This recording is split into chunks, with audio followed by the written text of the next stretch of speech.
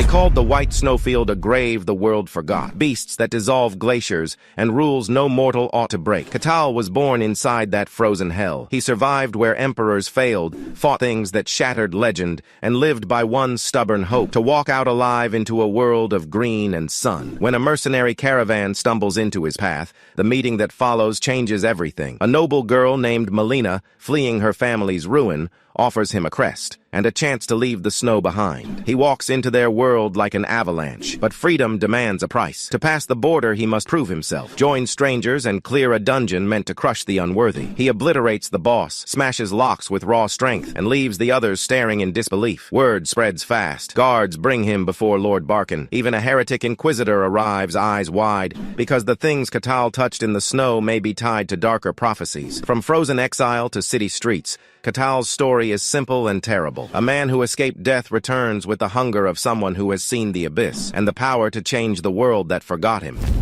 The white snowfield was believed to be the very heart of the world. The land is filled with fearsome creatures that roam its endless snowy plains. One of the most formidable among them is an enormous white serpent, notorious for consuming entire glaciers. A massive gray bear had the power to shake the earth with its steps, while a bewitched rat spread corruption and filth throughout the oceans. Despite the countless terrors within those walls, there was once an emperor who managed to flee from that very place and spoke of it afterward. It became clear that the true peril in that place did not come from the monsters. Nestled deep within the vast white expanse of the snowy field, a man faces off against a terrifying creature that resembles a giant scorpion. The character launches into an intense fight with the creature, ultimately defeating it through a series of quick, decisive blows. Once the battle ended, one of his companions looked at him with contempt, thinking that his actions perfectly matched the reputation of a barbarian, someone who proudly displays their lack of knowledge as though it were something to be proud of. The silver-haired youth complained inwardly about the endless hours wasted with these clueless people. The girl, with genuine curiosity, wondered aloud what the word ignorance meant and if it was something edible.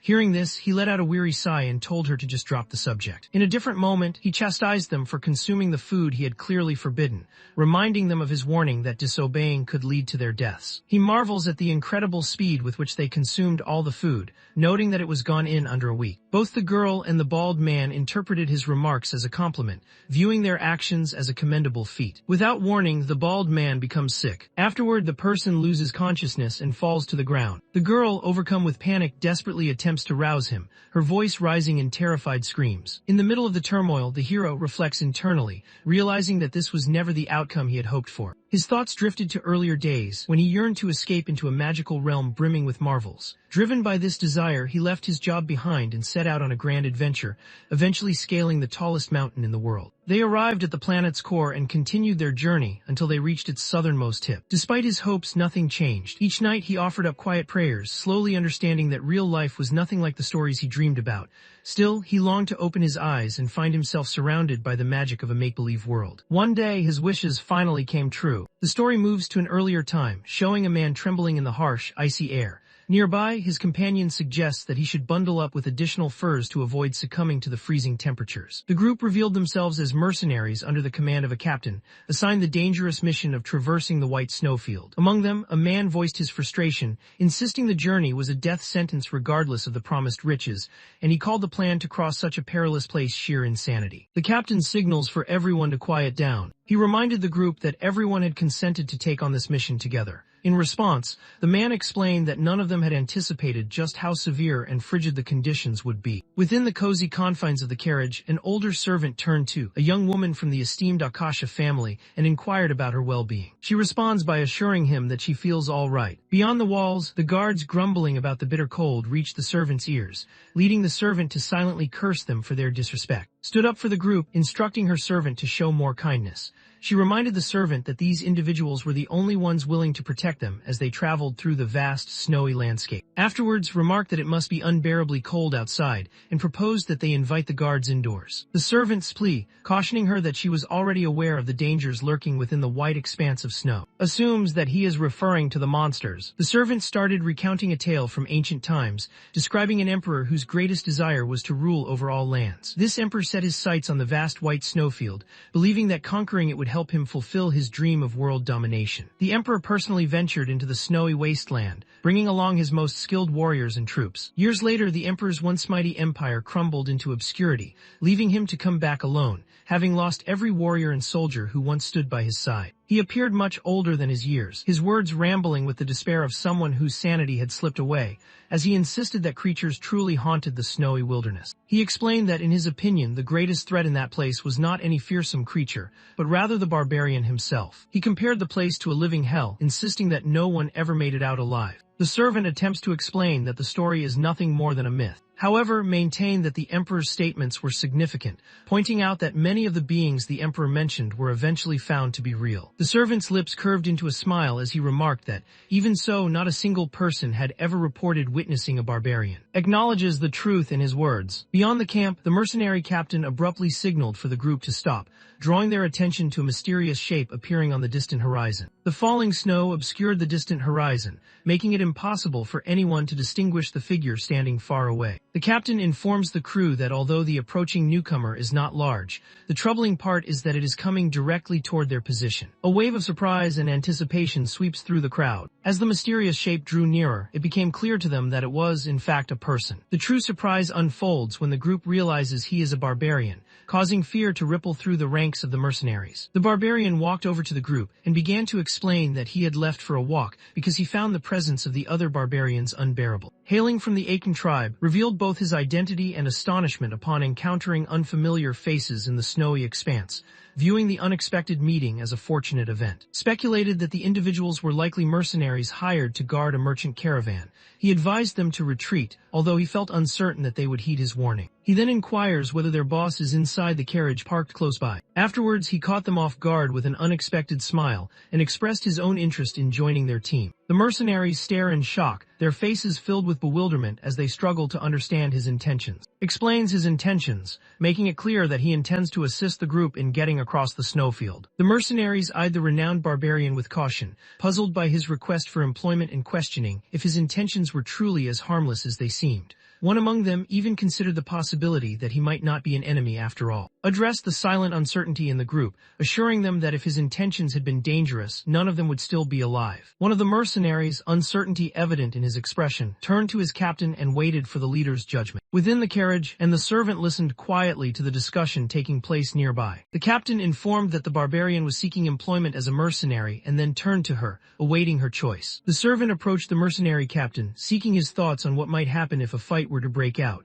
In response, the captain firmly cautioned against allowing such a conflict to take place. After considering the information, resolved to accept the offer and instructed the captain to relay their agreement to the barbarian. The captain nodded in acknowledgement of her choice, then turned away to relay the terms they had settled on to the waiting barbarian. Reacts with delight upon receiving the wonderful news. Without warning, moves straight toward the carriage, leaving the captain both startled and filled with dread. Reassures him that fear is unnecessary, explaining that they are merely staff members and that any real discussion should be had with the employer personally. The captain made it clear that any suspicious behavior would be met with immediate consequences. Kept quiet as a nervous mercenary turned to the captain, expressing his uncertainty about whether allowing to meet her was truly the correct decision. A different mercenary questioned why they as guards made no effort to halt him, but his partner merely laughed, finding the notion of stopping him utterly absurd. Inside the room, the servant grew anxious when he saw getting ready to leave, but she reassured him and urged him to stay composed. Called out from outside, requesting permission to enter, and the unexpected sound startled. Once she regains her composure, she allows him to come inside. Within the carriage, attempts to reassure the servant,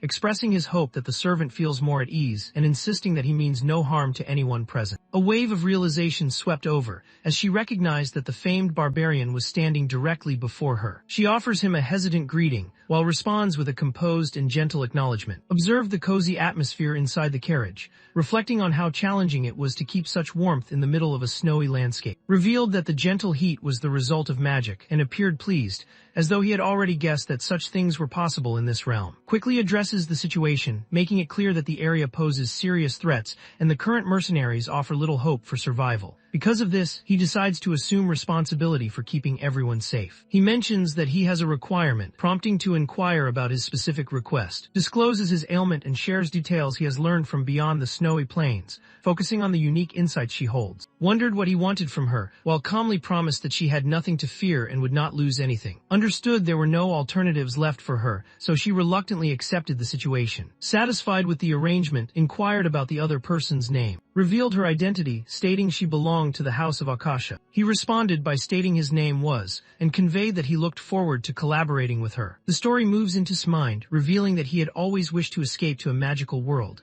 but instead found himself suddenly transformed into a barbarian, stranded in a frozen wasteland with no opportunity to grasp how it happened. He recalls a world filled only with freezing winds and relentless, fearsome creatures, where he once guided a tribe through constant battles for survival, facing each hardship with a sense of hopelessness. For years beyond measure, he made repeated attempts to escape the desolate expanse of the snowfield. However, a mysterious force manifested in the form of an unfinished quest, trapping him within the area until he managed to fulfill its requirements and earn his release. Right when he was on the verge of surrendering, outsiders occasionally showed up, leaving him puzzled about what could possibly draw anyone to a place as dreadful as this. Came to understand that beyond the desolate snowy wasteland lay a realm filled with the enchantment and wonder he had always dreamed about. From that point forward, he dedicated himself to working hard, driven not only by the need to survive, but also by his determination to escape. He recalled the times he defeated countless monsters and accomplished task after task, all fueled by his hope of eventually escaping. Because he is unable to leave this place, any news brought to him by outsiders holds immense value. Most of the people he had encountered up to this point had either reacted with fear and attempted to attack him,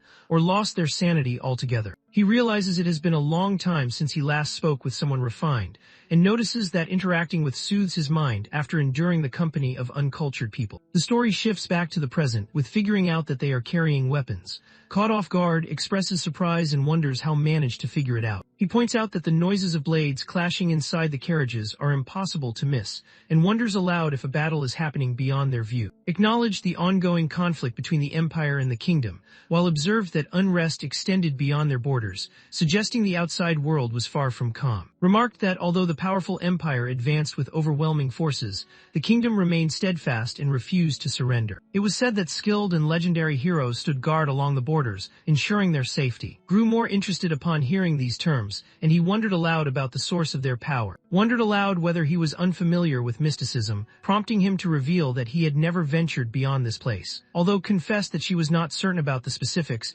she started to share what she knew. She explains that a rare force known as mysticism exists in their world, and only a select few individuals are able to sense or harness its abilities. People in this world are assigned specific ranks based on their abilities. The third rank is designated for those whose skills are limited to merely detecting mystical energies. Those placed in the second rank are individuals capable of wielding this power themselves. Those at the highest rank possess the ability to express their power as mana or aura, a trait commonly seen among knights, mages, and those who control the elements. She goes on to say that any ranks higher than that don't really matter anymore, since those individuals are so powerful that humans can't even begin to understand them. She mentions the Transcendent rank, an extraordinary group who can wield mystic powers at will, with the might to tear apart the sky and the ground, and notes that thee is counted among them. In the end, the hero appears as a legendary figure, possessing powers that surpass mere mastery of mystical forces, allowing them to shape the very fabric of reality. Finished her explanation, pointing out that someone ranked third still held significant power within a small community. Upon learning all this information, expressed a desire to meet the individuals in question, which left feeling confused and uncertain. Could no longer recall the length of time he had been confined in this place. His only focus was on struggling to stay alive. He finds himself stranded in a snowy landscape within a fantastical realm, with no way to break free from it. He longed to escape the endless stretch of snow surrounding him. He firmly reminds himself that he needs to leave, repeating this thought with determination. Continued her conversation, questioning about whether he was the legendary barbarian. Responded ambiguously, suggesting it was possible, and from the look on her face, he realized that she already knew about him. She acknowledges the existence of a legend surrounding him, leaving taken aback by the revelation. Let out a laugh when it dawned on him that the crazed stranger he had encountered earlier was actually the legendary emperor. He went on to reassure, explaining that her legend was probably based on fact, since someone like that had indeed visited this place many years before. shifted the conversation away from its previous topic. Their curiosity piqued about the reason behind moving so many weapons across the perilous, snow-covered landscape. When inquires about the purpose of her travels, explains that they require a significant amount of money. She reveals that her family, long involved in the trading business, has fallen deep into debt because jealous competitors have plotted against them. The purpose of their journey was to keep their family from falling apart. Quickly figures out that her strategy for settling the debts involves selling weapons to the kingdom, currently in conflict with the empire. Is caught off guard by how easily he uncovers her intentions. Shared his thoughts, recalling how she had pointed out that the Empire always fought with overwhelming forces, which showed they had plenty of weapons. This suggested that the kingdom was the one in need of more arms. He then reflected on how, in situations where there aren't enough supplies but many people want them, the cost naturally goes up. He reasons that, even without knowing how valuable things are beyond the snowfield, the potential reward justifies the danger of making the journey. He reasons that their choice of such a perilous path means no safer routes exist to the kingdom, implying that their land must border directly on the empire's. Acknowledges that his reasoning is accurate. Reels in disbelief at his cleverness, unable to reconcile this with the rumors she'd heard of the infamous barbarian, who is said to be nothing more than a brutal fool. Confusion stirs within her as she begins to question who he really is. Without warning, the carriage lurched with intense force, causing the servant to let out a startled shout. Remains composed as they inform the group about the arrival of unexpected visitors. Beyond the walls, an enormous misshapen creature suddenly emerged in front of the group of mercenaries. They realized that the substance is actually a black slime. Wondered aloud whether that was the creature's name. Nodded in response, explaining that the monster had already been documented in the archives. She explains that over the years, countless skilled adventurers have braved the snowfields. Although only a small number survived, they documented the monsters they faced, and descriptions of the black slime can be found in nearly all of their accounts. She then turns to, wondering aloud if he is also familiar with it. Casually acknowledges his familiarity with the item, remarking that they are chewy snacks and considering them a satisfactory meal. Recoils in shock, unable to believe what she's hearing, and demands to know whether he actually consumes them. He offered her the chance to taste one and proposed that they go hunting together, but she quickly declined, clearly flustered. The dark ooze gathered itself, readying for an assault. Everyone's attention turned to, hoping she would know what to do. Explains that he has made an agreement with them to ensure their safety, promising to step in only if they truly face a serious threat. He assures them that they are capable of dealing with the situation on their own, while emphasizing that it is crucial for him to personally evaluate the strength of forces beyond their current environment. The creature lunged at the group of mercenaries, launching its assault without warning. The captain directed his soldiers to lift their shields in preparation. The mercenaries fought desperately, barely managing to withstand the monster's overwhelming strength. One member of the group leaped forward, determined to deliver the final blow to the monster. He is easily tossed aside, as if he were nothing more than a bug, and frustration fills him as he silently blames the creature's overwhelming power. The captain suddenly recalled a crucial detail and quickly called out the strategy, clarifying to his team that the black slime was limited to moving in straight paths. He instructed his soldiers to spread out and synchronize their assault. The soldiers quickly acknowledged the command, signaling that they comprehend the revised strategy. The mercenaries followed the captain's strategy with exactness, skillfully avoiding the black slime's strikes while landing their own attacks in perfect unison. The creature howled in agony as their well-timed assault pressed down upon it. They pressed on with their stabbing, showing no signs of stopping. The captain encourages the team to continue their assault relentlessly, insisting that they do not pause or hesitate. Realizing that ordinary strikes have no effect, the captain instructs his squad to focus their efforts on locating and attacking the monster's hidden core. The captain raises his shining sword and brings it down with force, slicing straight through the slime's body. The creature's crimson core bursts apart, causing its form to dissolve into a melting mass. The mercenaries, breathless from the battle, rejoiced in their hard-won triumph. They could hardly believe that they had truly managed to overcome it. Their joy fades quickly when a massive white wolf emerges without warning, interrupting their moment of triumph. The mercenaries sprang into action against the unexpected enemies, and one urgently instructed the others to target their opponents' necks. One member of the group suddenly lunged at the wolf, catching it by surprise. Following the fight, a mercenary, sounding rather self-assured, remarked that the white snowfield was not as perilous as people claimed, suggesting that the tales about its dangers had likely been blown out of proportion. The captain cautioned him against letting his guard down, emphasizing that their journey was far from over and they had not yet reached the halfway point. As the discussion turned to, one of the mercenaries questioned the barbarian's true strength, remarking that was known only as a figure in the Emperor's legend and had yet to prove himself in battle. Someone else mentioned that who was considered the weakest among them depended on the group for safety and proposed that they ought to test how strong he truly was. Within the carriage, a heavy silence settles over and a mercenary walked up to the carriage and requested a conversation with. He pointed out to her that, as mercenaries, their lives were constantly in danger while they fulfilled the mission outlined in their agreement with her. Feels immense thankfulness toward the group for agreeing to take on this perilous task,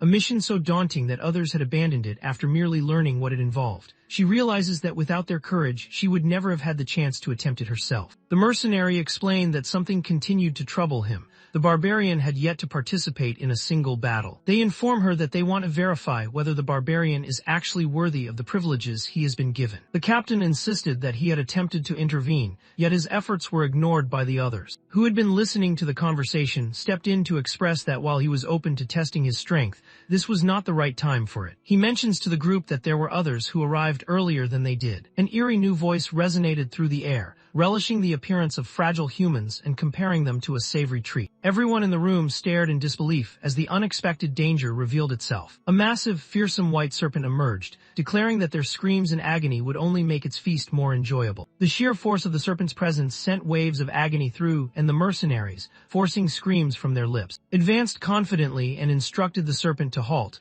firmly stating that the people present were under his protection, and insisted the creature retreat to where it came from. The serpent questioned about his presence, recalling the strict rules of the snowfields that forbade anyone from venturing beyond the tribe's land. Responded that the matter did not concern the serpent, which made the serpent furious and caused it to accuse of being absurd. The serpent revealed itself, questioning how a mere barbarian could presume to command a creature destined for eternal life. His voice dripping with sarcasm declared that the creature required some discipline. Without hesitation, he hurled himself at it, unleashing a powerful and aggressive assault. An enormous burst of energy erupted from their collision. A forceful shockwave erupted with immense energy, let out a piercing scream as the force of the explosion struck her with overwhelming power. Stood above the vanquished serpent, remarking that creatures like this one only paid attention after being thoroughly subdued. Gazed at the unfolding scene with wide-eyed wonder, as offered her a comforting promise to handle the situation swiftly. Launched a powerful blow, pouring all remaining strength into one last, overwhelming assault. In an instant, a dazzling burst of light erased the serpent from existence. Following the recent events, the mercenaries who once questioned strength pleaded for his pardon,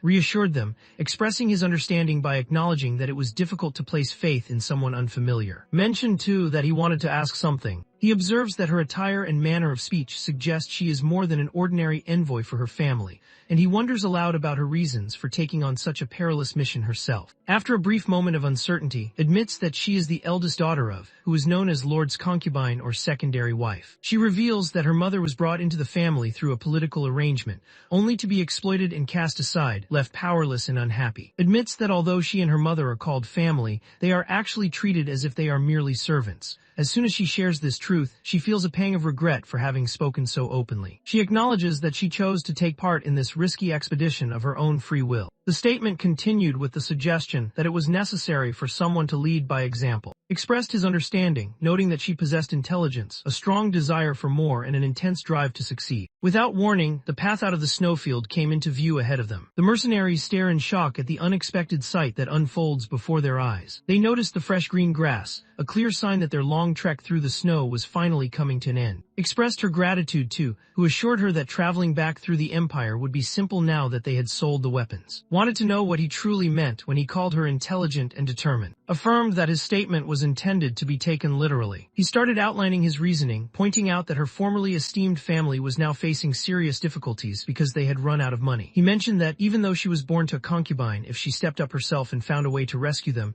she might be able to save her family from ruin. He wonders aloud who the people would choose to believe and support in that situation.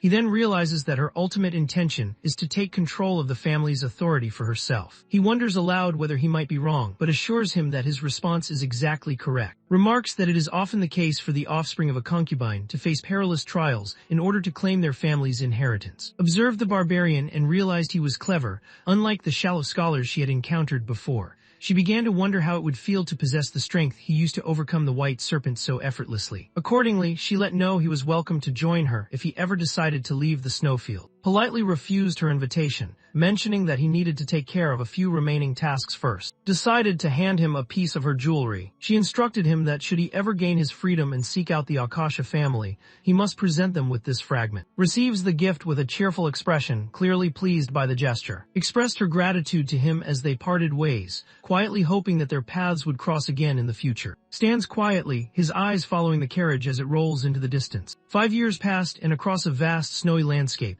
a notification emerged announcing that had finished Quest 1784, having fulfilled every required condition. A new message materialized before him, informing him that he was allowed to exit the snowy field, so he started walking toward and through a glowing, translucent barrier. Believes he is finally taking his first step into the magical realm he has always dreamed of. He savors the fresh aromas of grass, animals, and the flowing river, fragrances completely unfamiliar to him back in the snowy fields. He showed his delight at the unfamiliar scents, feeling a deep sense of contentment. He raised his voice toward the far-off expanse of snow, making a promise to himself that he would never set foot there again. He thinks back to how he has at last arrived in the fantastical and mysterious world he once believed was out of his reach, and realizes that despite beginning his journey in the worst possible way, he found a way to endure. He declares that he will embrace this world, eager to experience its dragons, elves, magic, and swords to the fullest. He credits his fierce longing to escape to a dreamlike realm as the reason he survived those unbearable days. Suddenly, he notices a group of creatures assembling close to him. Believing the assembly before him to be a village, he becomes thrilled at the prospect of encountering a developed community at last. He recalls the uncivilized people he once lived among, noting their lack of understanding about the value of proper shelter, and a deep longing stirs within him for the comfort and structure of a thoughtfully built human community. He tries to figure out the best way to greet everyone with good manners. He heard a voice echoing through the air, proclaiming to the dear elf villagers that this land would now serve as their new home. He observes as a lively group of elves busily unpack their possessions, their faces alight with joy as they settle into their new home. A nervous young elf glanced at the elder, seeking reassurance about their safety, and the elder calmly confirmed that there was nothing to fear. Despite the region's isolation and the fact that humans could hardly reach it, the young man's unease lingered. He voiced his worries about how close the snowfield was, and the elder recognized that his anxiety stemmed from the possibility of monsters showing up. The elder comforts him by explaining that nothing has emerged from the snowfield in thousands of years, and mentions that they have also established a barrier to keep everyone safe. He reveals that they have used old elven spells to create a powerful barrier, making the area appear to be just a normal forest. Because of this enchantment, no one from outside can find them as long as the magic holds strong. He mentions that should any monsters appear, they would still have the protection of Her Majesty the Queen. Not even the fearsome creatures that roam the snowy plains dared to approach him. As moves forward, a sudden sensation of something ripping catches his attention, making him question if the area hides anything unusual, all while he remains oblivious to the fact that he has just broken through a hidden barrier. As made his way through the dense forest, he silently questioned how much longer his journey would take. Without warning, the atmosphere shifted. He encounters a young elf girl who appears to be lost. Seeing an actual elf before him, one of the mythical beings he had dreamed about, fills him with immense happiness, and he realizes that all his struggles to stay alive have been meaningful. The young girl trembled with fear as tears streamed down her cheeks. She soon became aware that she had strayed much farther than intended and could no longer find her way back. Walked up to her and greeted her with a friendly hello. The girl's eyes widened in fear as soon as she saw him, and before she could react any further, she lost consciousness and collapsed. Manages to catch her in time. He stands uncertain, unsure how to proceed after she lost consciousness before their conversation could begin, but ultimately resolves to return her to her home village. He recalls stories of elves as gentle and kind-hearted beings, and he believes that if he brings the child back, they will receive him warmly and show him their renowned generosity. He eagerly anticipated the upcoming experience. As he entered the village with the child in his arms, a woman, likely the child's mother, cried out in fear for her daughter, her shock evident at the sight of a human appearing in their midst. The elves respond with hostility, demanding to know the stranger's identity and the method he used to breach their defenses. Quickly understands that the situation is unfolding differently than he had anticipated. The mother kept raising her voice, her screams echoing through the room. The elf elder stared in disbelief, unable to comprehend how a human had managed to cross into their safeguarded territory despite the barrier in place. An elf informed the elder about a fissure appearing in the barrier, causing the elder to react with alarm as he urgently inquired about the queen's location. The elf then explained that Her Majesty had departed briefly to scout the area. Attempted to make it clear that he meant no harm, yet one of the warriors warned him that if he refused to bring the child back, they would pursue him relentlessly, no matter how far he ran. The elder announced that their hiding place was no longer secret, realizing that the humans, having broken through the barrier, were likely ready for whatever they might face. He questions in his mind just how much time the humans have spent following their trail, understands that the others believe he is responsible for a kidnapping, so he resolves to explain himself and correct their mistaken assumptions before doing anything else. He gently sets the now-awake child down onto the ground. He instructs her to return to her own community. The child's eyes widened in fear as they caught sight of his intimidating figure, and without hesitation, the child turned and fled. The child's wails and shrieks are so fierce that starts to question whether his own appearance could truly be that frightening. He felt a jolt of surprise, having believed that he looked presentable while standing out in the snowy landscape. He made another attempt to communicate with them, clarifying that he had brought the child back and meant no harm. The elder suddenly announced that the hostage was now free and commanded the group to launch an attack. In response, the elves raised their bows, directing their arrows at him. Arrows flew through the air as questioned whether anyone paid attention to his words. Pondered the circumstances he found himself in. He remembered that stories often described elves as gentle, harmonious beings who cherished the natural world. However, the elves he had actually encountered were fierce and aggressive. Realizing this, understood that because elves truly lived among the wilds, their lives might be harsher and more unforgiving than he had ever expected. He comes to realize that nature operates on the principle of survival of the fittest, making it anything but tranquil, and through this perspective, the elves' harshness becomes more comprehensible. Arrows poured from the sky, striking his body but causing no harm. Despite the attack, he remained composed, fully acknowledging that this was his reality. The elves stared in disbelief as the elder tried to figure out what sort of enchanted device possessed. Believing that its power must have boundaries, the elder instructed the archers to keep launching their attacks. Chooses to soothe the crowd by releasing a powerful surge of violet energy. A massive blast sends out an intense wave of force, rippling through the surroundings. The force launched the elves high into the sky. The elder remains motionless, confusion clouding his mind as he tries to make sense of the recent events. Stood within the blast-formed crater and insisted once more that he did not mean them any harm. He realizes internally that he may have overestimated his abilities. At that instant, a second arrow, blazing with a flame reminiscent of a phoenix, struck out toward. The strike unleashes an intense burst of flames, resulting in a massive explosion. The Elf Queen initiated the assault and demanded an explanation for the situation. The Elder lets her know that someone from the human world has launched an attack against their group. The Queen realized her worst fears had come true and determined that this place could no longer offer safety. Attempts to reach out to her, wishing she would hear what he has to say. The elder stared in disbelief, amazed that remained upright even after receiving a powerful blow from Her Majesty. The Queen wonders aloud whether is yet another formidable foe sent to threaten her people. She announced her disdain for humans, calling them vile beings, and revealed her identity as the Queen of the Leaf Tribe. She leveled her radiant arrow toward him, silently promising that he would face harsh consequences for his audacity in desiring what was not his. His frustration grew as he questioned why communication felt impossible, despite sharing a common language. He couldn't tell if she was purposefully avoiding him, or if the tension between humans and elves made understanding each other this difficult. He realized that he had no choice but to use force, recalling the harsh lesson the snowfield had taught him.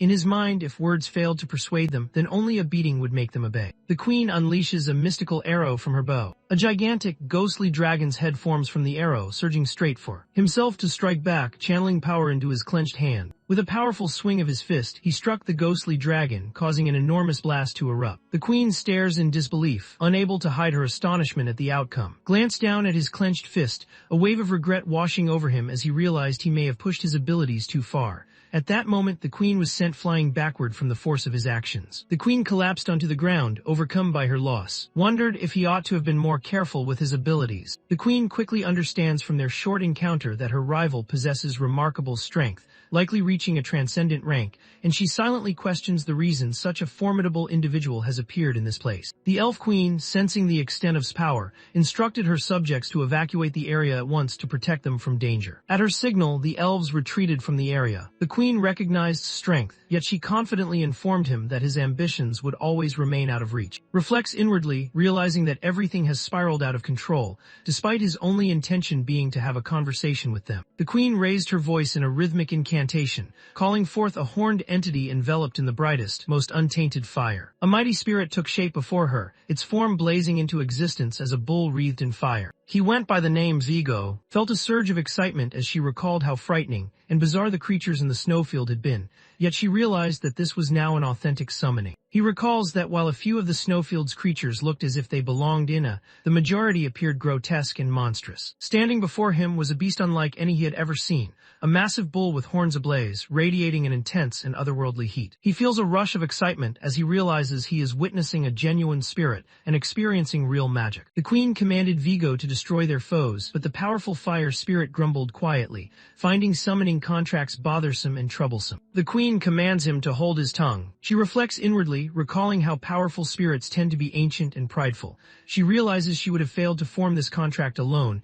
and only managed it with assistance from a different tribe. Summoning him like this was something she never anticipated. She repeated her demand, insisting that Vigo honor the terms of their agreement. Vigo wonders aloud whether the contract demands the death of the human standing before him, but his resolve falters as he suddenly detects an unusual quality in. He gazes at, unsettled by the powerful presence surrounding him, and questions whether it could really be a human being. Remained mesmerized by the breathtaking fantasy unfolding around him, but his awe quickly faded when he came to the disheartening realization that he was the intended victim. Vigo couldn't hide his scorn at the boldness of a mere human daring to desire a people shaped by nature itself, and in that moment, he resolved to reduce the offender to nothing but ash. Vigo rushed forward in his direction, braces himself, positioning his body to defend against the incoming strike. Without warning, the queen flinched as a powerful shockwave struck her. As she slowly opened her eyes, surprise washed over her when she saw that had effortlessly intercepted Vigo's strike and was now holding his horn in a firm grip. Smiled to himself, realizing he felt more comfortable when faced with a monstrous shape,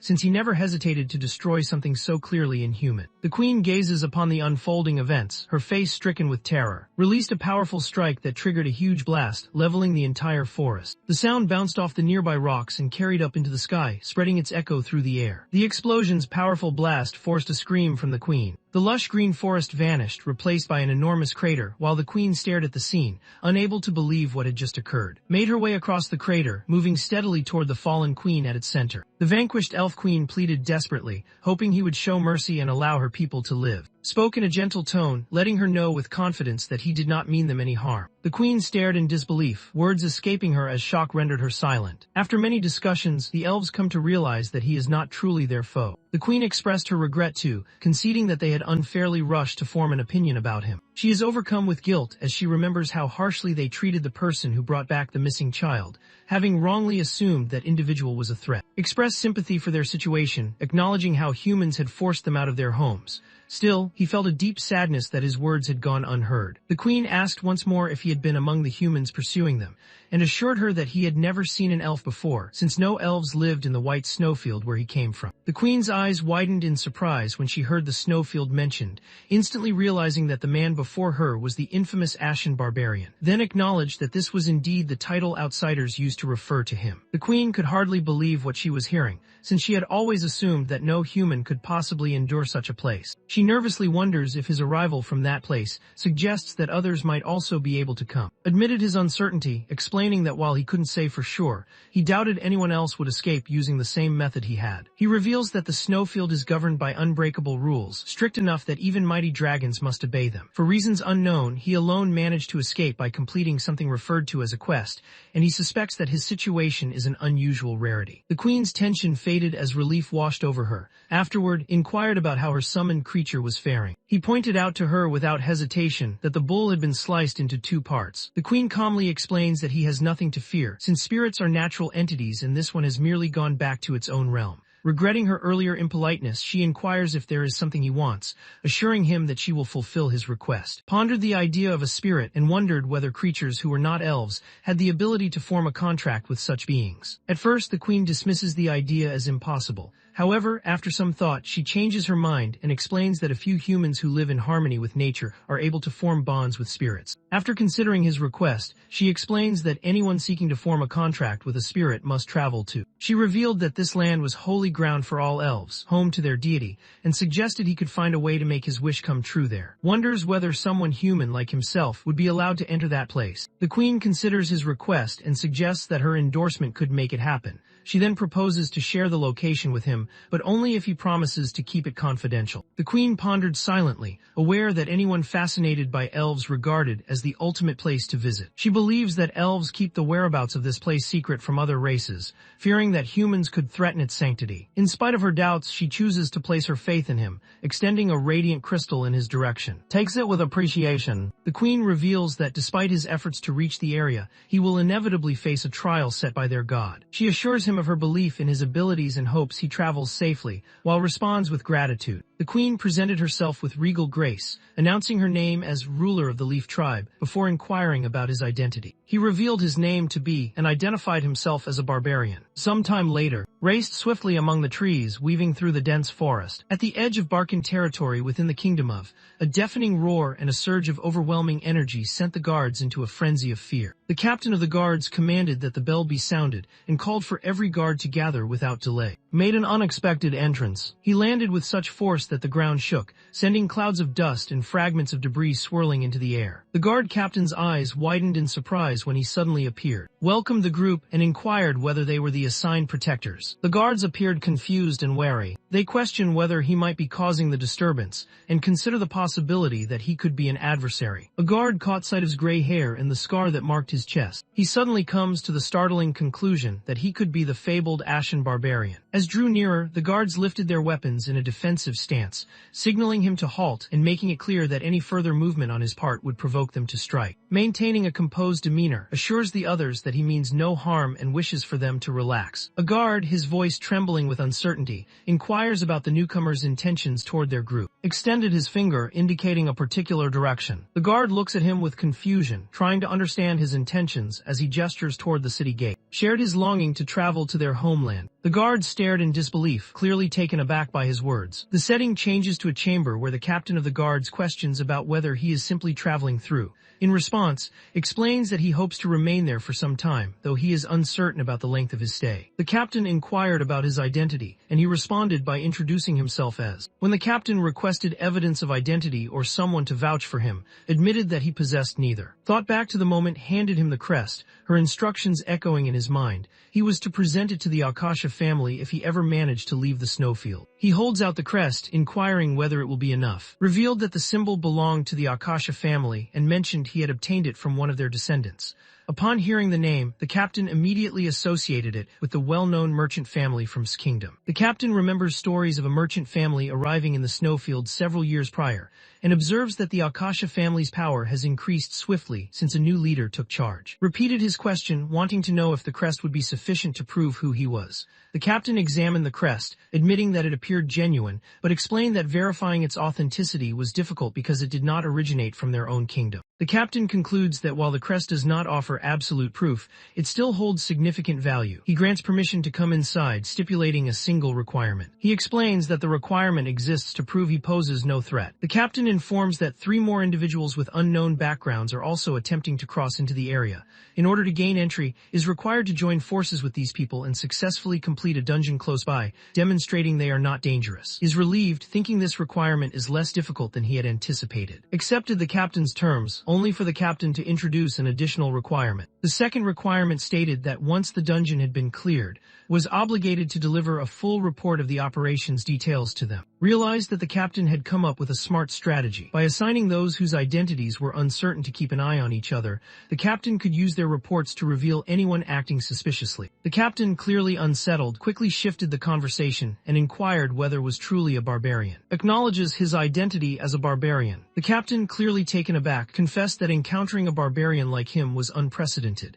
He had always believed barbarians to be nothing more than an uneducated people. With that, the captain concluded their exchange and instructed him to begin the journey. The setting changes to a waiting area where, known as a holy knight, grumbles about being assigned to explore a dungeon alongside a rogue notorious for exploiting others. A known thief responded with biting sarcasm, implying that the old man was taking out his frustration on him after being swindled by a different thief who had stolen all his money. His temper flared as he demanded to know how someone accused of theft could have the audacity to insult a revered holy knight like himself. Ridiculed him, pointing out the battered state of his armor and doubting whether true holy knights would dress so poorly. went on to say that a genuine knight would never have ended up in such a place. He comes to the realization that is merely a roaming fighter, much like himself, and acknowledges that they are both insignificant beings of the same nature. His temper flared and he clenched his fists, making it clear he was ready to start a fight. Let out a scornful laugh, questioning whether the other man's worn-out armor could possibly keep him safe. The third member of the team, a priestess, steps forward and urges everyone to cease their actions. The priestess, known as of, silently worries about the prospect of exploring a dungeon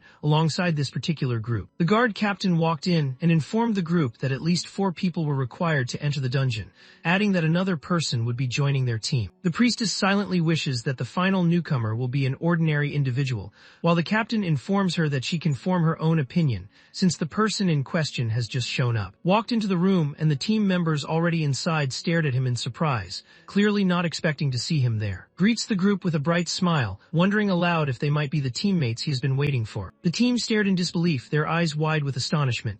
Couldn't help but notice how enormous the newcomer was compared to everyone else. The priestess silently questioned whether this figure was even human. Meanwhile, could sense an overwhelming force radiating from him, pressing down on everyone nearby. Greeted everyone with a friendly hello. The guard captain informed the group that they could take a moment to introduce themselves as he left the room briefly. Started the conversation by presenting himself as, identifying his role as a barbarian. The man turned to the thief and inquired about his name. After a brief pause, the thief nervously revealed that he was called. He approaches the holy knight, who announces his name as, then inquires whether possesses the ability to wield holy power. Feeling uneasy, tries to clarify that he is a unique kind of holy knight who is unable to use it. The woman revealed her identity as a priestess devoted to the deity known for lies and deception. Wonders aloud about the reason her identity remains unverified, especially considering her status as a priestess. She clarifies that the deity she follows does not receive much respect. Once everyone had finished introducing themselves, the guard captain informed the group that if they felt prepared, it was time to begin their journey. The team moves forward, the atmosphere heavy with quiet and unease. The guard who accompanied them stepped forward and informed everyone of their presence. The guard gestures toward the doorway leading into the dungeon. He describes the dungeon as having 3 levels, filled with undead creatures lurking within its depths. The goal was to complete the task and discover a crest hidden within. Before they started, requested that go over the plan. He begins to offer an explanation, but as soon as he refers to with a formal title,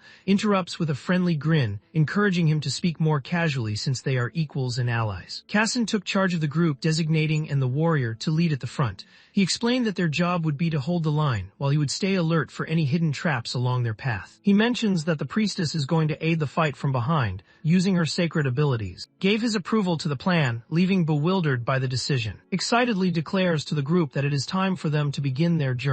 The group steps cautiously into the dark dungeon, following his confident lead at the front. Within the room, observes the complete darkness and notices that there are no familiar traps or hidden keys, which strikes him as oddly normal and arouses his suspicion. Without warning, brought the group to a halt, insisting that a monster was nearby, even though couldn't spot anything unusual. He gestures toward the broken bones strewn across the earth, warning that these remains belong to skeletons that will come to life and attack if anyone dares to approach. Came to understand that the guard captain was already aware of the situation, and he recognized that the dungeon served not merely as a test, but as a method for eliminating outsiders who caused problems. Reflects on the meaning behind the word skeletons. Described how skeletons possessed incredible strength, continuing to move without pause even when wounded or missing limbs. He explained that the creature's strong defenses came from their bony structures, which made the dungeon more challenging than anyone had anticipated. Stepped forward to guide the group, instructing the priestess to summon her sacred energy, urging to position his shield defensively, and signaling to brace himself for what was to come. He clarifies that his responsibility is to take advantage of openings during the battle, and suggests that the group focus their attacks on the skeleton's vulnerable neck, warning them that they will need to hit it several times because it is so resilient. Observing this, considers to be an effective leader. The moment they moved forward, a bony figure began to emerge, lifting itself from beneath the earth. The team themselves for the upcoming fight, however, just lifts his hand in response. With one swift motion, he crushes the skeleton's skull, breaking it apart effortlessly. He gently brushed the enchanted powder from his palm, sending it swirling into the air. Everyone else on the team stood frozen in shock, unable to process what had just happened. Acknowledged his earlier observation, noting that the skeletons remained motionless once their skulls were destroyed. Let out an uneasy laugh, quickly clarifying that his words were misunderstood. He pointed out that breaking all the bones in a skeleton with just one hit was an almost impossible feat, even for expert sword fighters. Only those who could wield aura might manage such a thing, so his power was truly extraordinary. reflected on the situation, reasoning that defeating a skeleton empowered by dungeon magic required persistent strikes to its neck. He likened the process to chopping down a tree,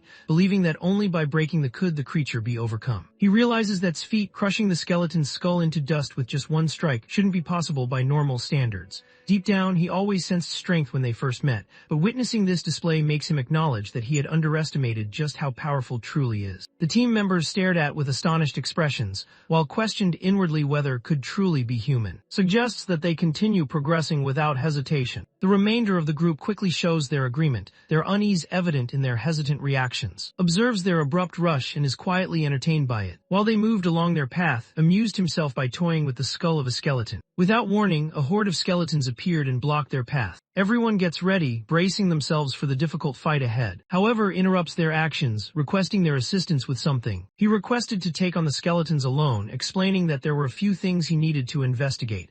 Impressed by his strength, the rest of the team quickly agreed to his plan. Expressed gratitude toward them, found himself questioning what his own plans were. Walked up to the skeletons, her curiosity piqued by the way their bones were arranged. A skeleton suddenly lunges at him, initiating an attack. He appeared to be carefully studying how it moved and examining its overall shape. He turns to one of the figures, treating it like a sparring companion, and wonders aloud what its next move will be. The skeleton swung its sword at him, launching a fierce attack. Swiftly moves out of the way, avoiding the attack with ease. He reached out and took hold of the skeleton's hand, smiling as he wondered what the skeleton planned to do in response. With nothing but his own strength, he forcefully snapped the skeleton's arm. The skeleton reacted with shock to the unexpected event, feeling both startled and offended by what had occurred. He quickly grabs the dropped sword with his free hand, displaying impressive agility. Made light of the moment, joking about how impressive it was that the skeleton could change which hand it used. As the skeleton lunged forward, swiftly seized its hand once more. He proceeds to snap the blade in half before taking apart the skeleton's arm. The skeleton launched another assault, but swiftly avoided its blows without difficulty. He intercepted the skeleton's attack with his hands,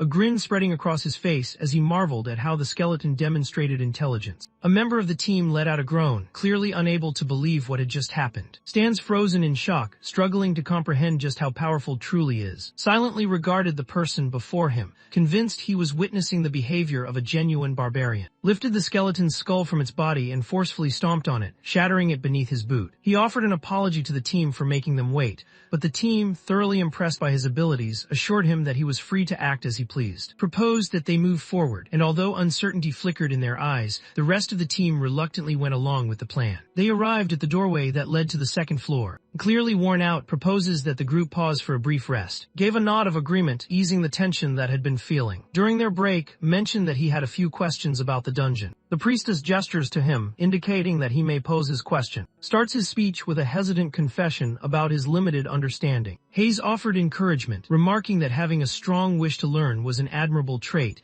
and then inquired about the specific things that sparked his curiosity. Observed that the dungeon lay just a short distance from the edge of the territory. He wonders aloud whether the existence of dungeons and monsters so close to populated areas poses any issues. Clarifies that monsters from the dungeon rarely emerge, and while there are rare cases when they do, those situations are handled ahead of time. Explained that dungeons often formed on their own, occasionally taking the shape of caves or rising up as towers. He observes that the majority seem to be located close to major cities. Explained that once a dungeon emerged, the territory would evaluate how dangerous it was before sending people like them to handle the situation. Wondered whether the appearances happened inside the territory, but the priestess explained that they actually manifested some distance away from where people lived. Wonders aloud whether completing the dungeon will earn them any kind of reward. Nodded, clarifying that typically a powerful boss awaited challengers on the top floor, and overcoming it would yield a range of valuable rewards. He also mentioned that the prizes found in a dungeon of this difficulty would be especially impressive. Grinned to himself, feeling as though the situation resembled a playful challenge.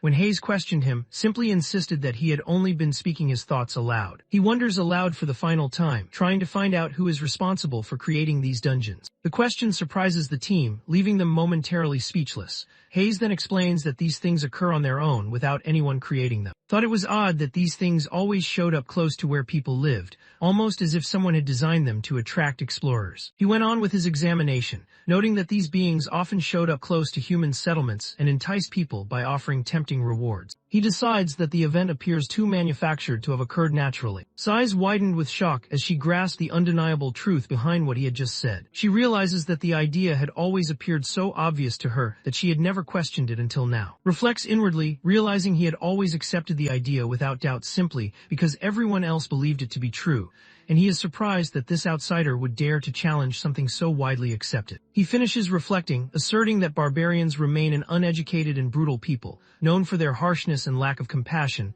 and insists that this reality has persisted unchanged. Silently pondered whether this barbarian could truly be considered ordinary, gathered the team's focus, and inquired whether everyone felt sufficiently rested. The team members exchanged anxious glances and assured one another that they had done so. With a bright smile, encourages the group to continue their journey. The group presses onward, making their way further into the heart of the dungeon. As they came across an unusual object, grew curious and inquired about its nature. Pointed out that the object was a treasure chest, a prized reward from the labyrinth, and indicated that he could claim it if he managed to unlock it. He explains that unlocking a chest of this caliber demands a talented thief who has demonstrated expertise in picking locks. Expressed regret that someone so talented at stealing would have no real reason to venture into a dungeon, hinting that they should give up on the attempt. However, dismissed concerns and instructed him to proceed with opening it. Stared in disbelief, his eyes wide with surprise. Meanwhile, gestured toward the ornate box, reminding that it was, in fact, a treasure chest, something a thief-like would normally seek. Eagerly shares his belief that uncovering treasure chests captures the true spirit of being a thief,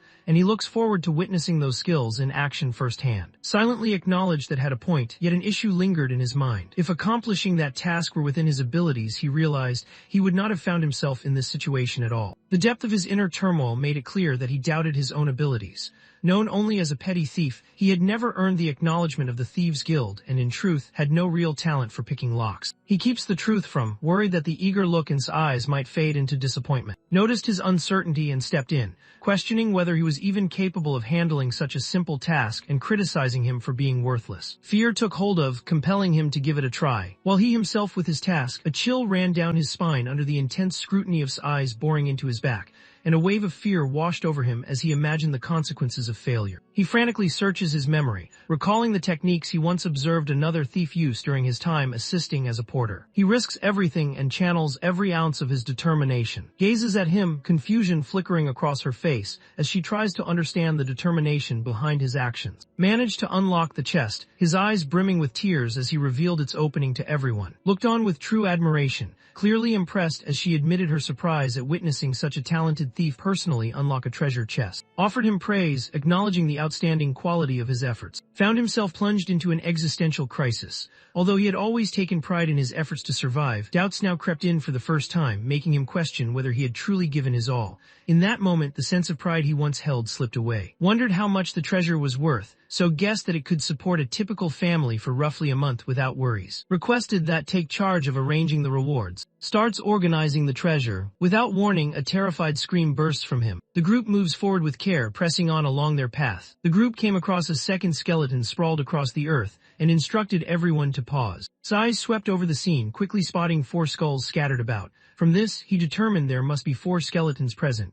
Without hesitation, he declared his intent to handle 3 of the skeletal foes himself. The unexpected turn of events leaves the team in a state of shock. With a cheerful grin, announces that he will let them handle the final skeleton. Understands that they are facing an actual battle and a crucial trial, and the rest of the group recognizes the gravity of the moment, silently coming to the same conclusion. From a scattered heap of bones, skeletons started to piece themselves together, filling with fear at the unsettling scene. 4 skeletons emerged, standing tall and ready to confront the group. Commanded the group to attack, prompting the priestess to start reciting her sacred prayer. A horde of skeletons charged in their direction. One individual lunges in its direction, gathered the remaining skeletons, and warned them to keep quiet so they wouldn't ruin the unusual moment. A skeleton lunged at, but he quickly raised his shield to deflect the assault. Quickly moved out of the way, narrowly avoiding the incoming strike. Quickly joined the fight, launching an attack against the very same skeleton. He summoned the Shadow of Illusion spell. The attack struck the skeleton. The force causes it to lose its balance. Observed the scene with amusement,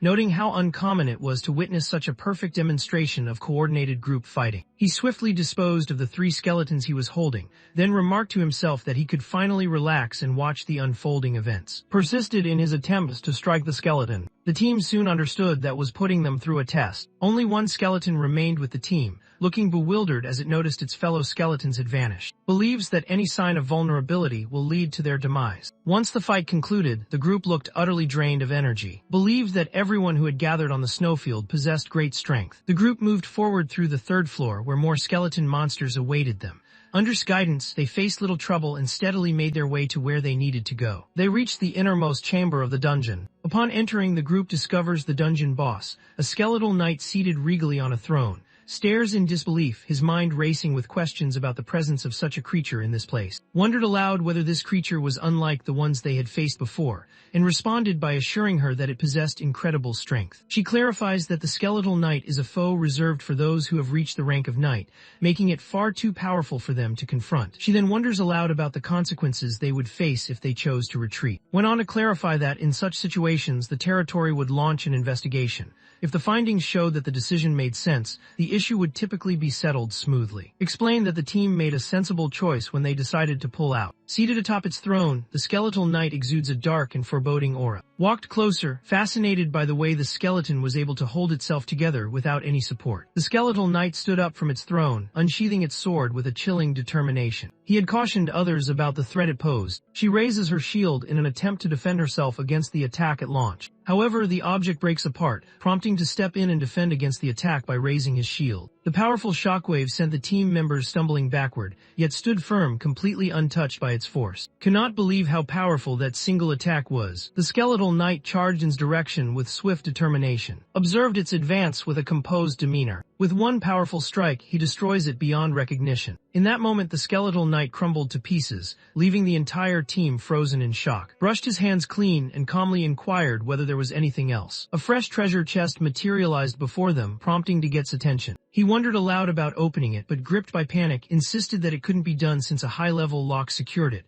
one far too advanced for his abilities. Remarked that it was unfortunate, while nodded in agreement, suggesting they leave the chest behind. Chooses not to respond, and gets ready to break open the chest with sheer strength. Was taken aback, delivered a forceful strike that broke the chest apart, causing it to spring open. Suggested that taking this approach could lead to a greater reward, then instructed to gather the treasure. Wondered inwardly why had instructed him to open the first chest when it seemed possible to simply break one open, since he had never encountered anyone destroying a treasure chest by force before. The group left the dungeon just as it started to vanish from sight. Clarified that a fully cleared dungeon vanishes, and after considering the situation, he determined that no secret room had been present this time. Became intrigued by the idea of hidden rooms. Explained to him that such rooms did exist, though they were uncommon, and found this revelation fascinating. The guard captain stands at the entrance, visibly startled by how quickly they have come back. The captain inquired about the dungeon, prompting to respond that the experience had been extremely rewarding. The captain explained that he intended to follow the exit procedures,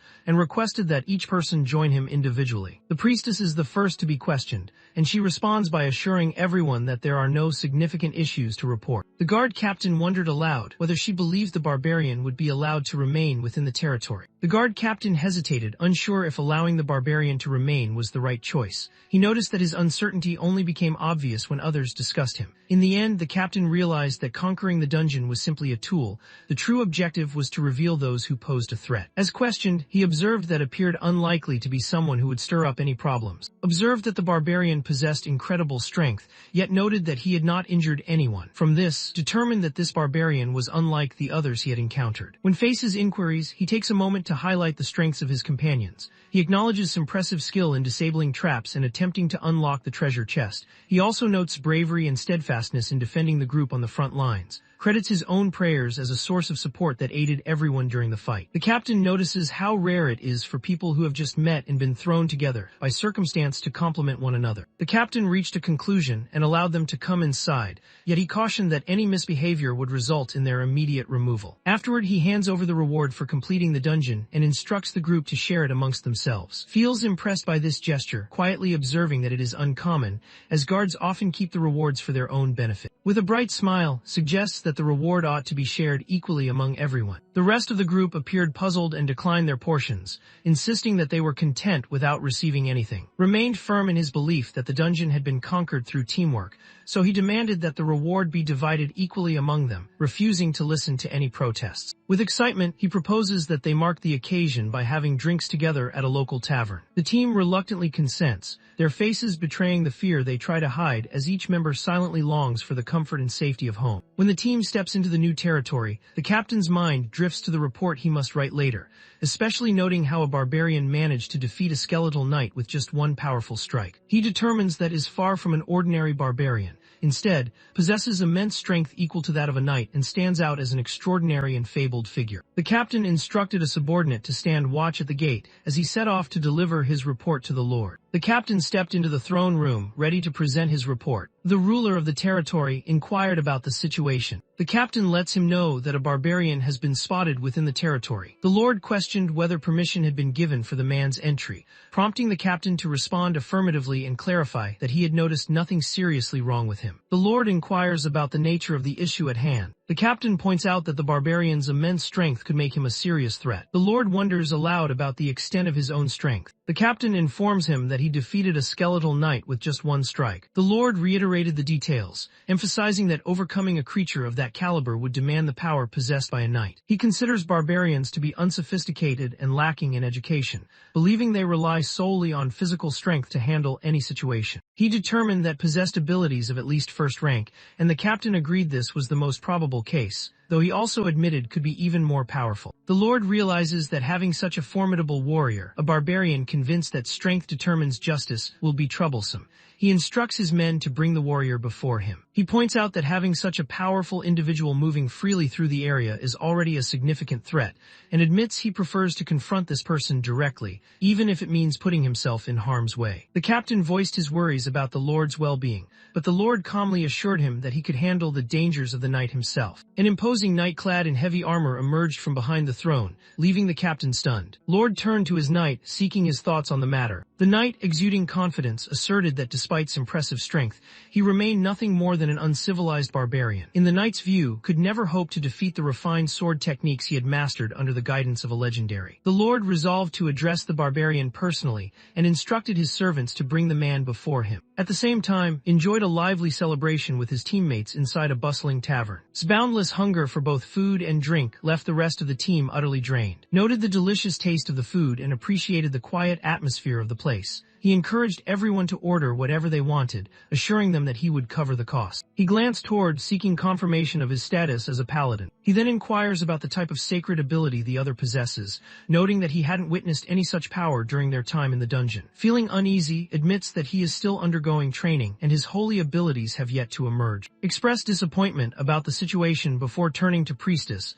to inquire whether there was a temple dedicated to in the vicinity. Responds with uncertainty, explaining that her deity is not broadly accepted among others. The narration reveals that is recognized as the god of lies and deception, shunned and cast aside by most people. Wonders aloud about his true strength. Explained his uncertainty about his current rank, mentioning that he had just recently departed from the snowfield. In response, he inquired about how powerful the skeletal knight was. Hayes pointed out that only those who had reached at least the second rank could stand against a skeletal knight. He added that delivering a single, decisive strike to defeat such a foe as had done required the skills of a first-rank warrior. Realized that his abilities placed him at the second rank. Just then, the anxious tavern owner burst in, his voice trembling as he informed everyone that the tavern would soon be closing, clearly frightened by the barbarians gathered inside. Expressed regret for the situation and requested that everyone make their way out. He inquired about their other commitments, prompting each of them to hurriedly insist that their schedules were packed. Conveyed his remorse and said goodbye to the group, wishing that their paths might cross once more in the future. Although none of them said it out loud, everyone silently agreed that they hoped to never cross paths with him again. Later lay in bed at an inn, taking time to rest. He felt thankful that the rewards from the dungeon had given him enough money to pay for the inn. He thinks of this place as a paradise when he compares it to the harsh snowfield. He reflected on the distance he had traveled to finally arrive among others, and felt a growing eagerness to continue discovering new places. He made up his mind to seek out an adventure, weighing options such as exploring the elf sanctuary, visiting the Tower of Magic, or journeying to the royal capital. He wakes abruptly when someone pounds forcefully on his door. The guard captain stood at the doorway, offering an apology for disturbing him from his sleep. The captain lets him know that the lord has requested his presence for a private meeting. meeting. Found it intriguing that the ruler of this territory wished to see him. He responds with enthusiasm, happily accepting. While putting on his clothes, the captain felt confused by how quickly he had agreed, questioning whether he had arrived at the correct destination. Moved through the territory, observing it in daylight for the first time after only ever seeing it at night before. He thinks the way everything looks during the day is truly beautiful. He feels a surge of joy, deciding that if dreams like this are his fortune, he would gladly embrace them whenever they come. Meanwhile, the guard by his side stands confused, unable to make sense of the situation. He comes to the conclusion that keeping occupied is the best course of action. The guard captain informed the lord that the barbarian had arrived, prompting the lord to instruct that the visitor be brought before him. Stepped into the grand throne room, Lord Barkin, who ruled over the Barkin lands within the kingdom of, greeted his guest with a warm welcome, extended his hand for a handshake, conveying his satisfaction at finally meeting the true ruler of the land. He reveals his name to be, known to others as the Barbarian. The guard stared in disbelief as the barbarian lowered his head in a gesture of respect. The lord believed that barbarians valued strength above all else, which is why they rarely showed submission. With a hint of sarcasm, he remarked that living long enough would expose a person to all sorts of unexpected sights. The lord observed improved manners and gestured for him to take a seat, acknowledging his progress in etiquette. Studied the architecture of the lord's castle, her thoughts occupied with its intricate design. He observed the knight standing watch over the lord, and found himself thinking that the castle resembled those from medieval times. He stands in awe, witnessing an actual knight before him, exactly like the ones he used to picture in his childhood dreams. The darkness of the night seemed to radiate an unmistakable and intense sense of danger. The knight considers reckless for displaying such bold energy before the lord,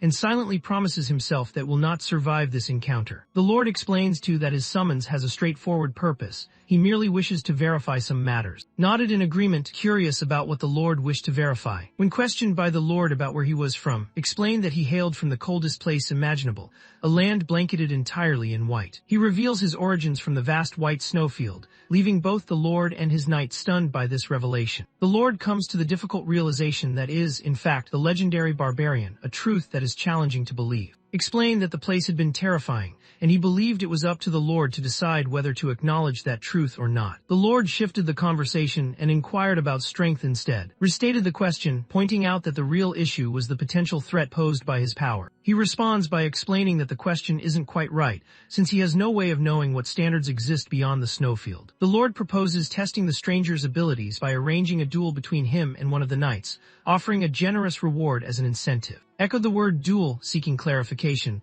and the lord assured him that the contest would not be fatal. Grinned, expressing his enthusiasm for the suggestion and growing eager, just thinking about the opportunity to challenge a knight in a duel. He feels a surge of excitement, thrilled not only at the chance to face a knight in battle, but also because this opponent comes from a magical realm, wielding strange abilities and an otherworldly aura. Feels a surge of excitement as he anticipates the upcoming duel, viewing it as an opportunity to observe a true knight's abilities firsthand. On the other hand, Lord believes that, even though behaves courteously, a barbarian never loses his wild spirit, and his love for battle stays the same no matter what. Both fighters stand in the center of a vast arena designed for duels. The Lord declared the beginning of the match and shared his wish that the competition would remain peaceful, without anyone getting hurt. The knight, brimming with pride, declares that should feel privileged to watch his skill with a sword. Expresses his sincere hope that the outcome will indeed be positive. Serenity seemed to provoke the night, stirring its darkness with unspoken fury. She silently promises to demonstrate just how much her abilities surpass his. The knight rushed forward, initiating his assault. His sword appeared to split into 3 identical blades. Reacts with astonishment to the unexpected method. She comes to understand that what she sees is, in fact, real. The 3 swords appeared genuine, leaving them to question whether they were witnessing true swordsmanship. The knight watched as narrowly avoided his strike, clearly impressed by her quick reflexes, yet he decided there was no reason to continue the assault. With just a slight movement of his finger, the action unfolded. The knight stared in disbelief as the sword broke apart, confusion flooding his mind as he tried to comprehend what had just happened. He remains unaware until it is too late. Reached out and held his face in his hands. With a powerful motion, he hurled his opponent aside, and the knight fell, overcome by just 1 strike. The lord stands frozen in disbelief, astounded that a top-ranked knight has fallen with just 1 strike, and finds himself awed by the sheer strength possesses. Wonders aloud whether the match has come to an end. The lord, visibly startled, acknowledges that it is true. The lord carefully considered what had just happened. He realized that a barbarian had managed to overpower a top-ranked knight with only one strike. The strength displayed was beyond ordinary, seeming almost otherworldly, and the true extent of this barbarian's abilities remained a mystery. He realizes that a barbarian possessing this much strength might threaten the stability of the world's power structure. He realizes the moment has come to notify that individual, who is among the rare few recognized as a. The Lord pondered this impending visit,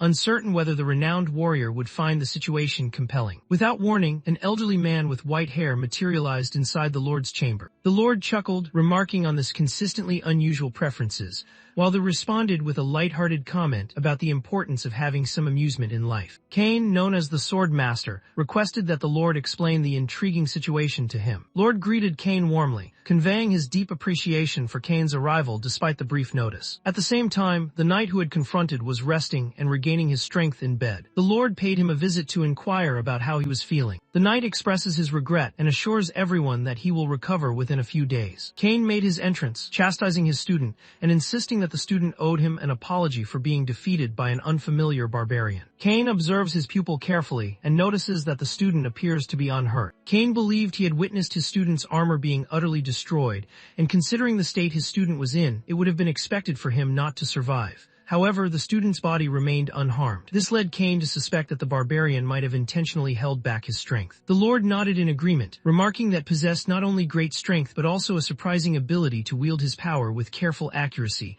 far beyond the recklessness expected of a barbarian. Cain realized that its ability to hold back so much strength implied his powers went well beyond what any knight could achieve, placing him at a level that was nothing short of supernatural. Cain drifts into a state of intense contemplation. Lord sought thoughts, wanting to know how believed his own strength measured up against S. Cain responded with certainty, explaining that although possessed great power, his own mastery of the sword placed him beyond the reach of any supernatural force. Despite its overwhelming strength, Cain observes that achieved this feat without relying on aura. He acknowledges that accomplishing this by ordinary methods is unfeasible, and begins to speculate whether this might be an ability possessed by the barbarians from the White Snowfield. At first, the Lord doubted the news, yet now he realized it was true. Cain ponders the possibility that a legendary human might emerge from the vast, snowy plains. He questions in his mind whether it belongs to the human race or perhaps originates from a different species. He quickly rejects any suggestion that he might belong to a different race. He reflects that had he truly been heartless, he would not have let the knight live, showing no mercy toward humans.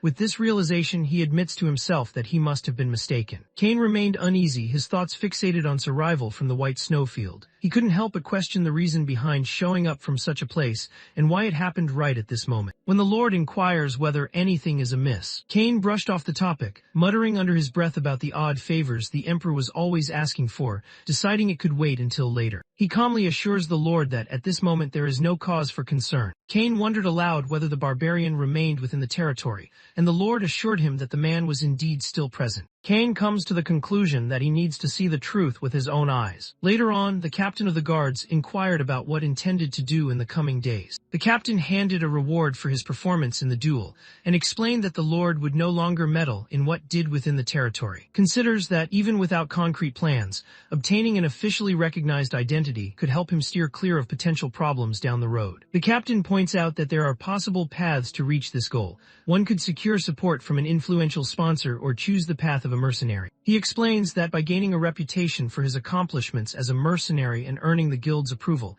he will be able to have his identity formally acknowledged. The guard captain believes that, given such impressive strength, seeking out a sponsor would be a better choice than working as a low-ranking mercenary, since those positions often leave people doing simple chores. Found the life of a mercenary captivating, imagining herself accepting missions and slaying monsters, which she believed embodied the heart of a fantasy romance. He wondered aloud about the best place to start his journey as a mercenary. In response, the captain informed him about the existence of a guild hall where such opportunities could be found. He excitedly requests the captain's guidance, and though confused, the captain consents. The story describes how mercenaries are often imagined as adventurous heroes, but in reality, they are considered the lowest class among people who lack official recognition. Even the most powerful adventurers frequently lost their lives in hidden dungeons, or ended up being blamed for underhanded deeds. When he reached the mercenary guild, he discovered the entire place thrown into disorder as a fierce fight erupted among its members. Two mercenaries exchanged harsh words, their tempers flaring as they hurled insults back and forth. Spectators placed wagers as they watched the battle unfold. In the vicinity, a woman approached Rosa at the reception desk to inquire about the latest group of recruits. Rose let out a sigh, thinking to herself that the others were all strange and beyond hope. In her mind, she recounted the latest additions to their group: an eccentric man who insisted he was a holy knight, a cunning thief,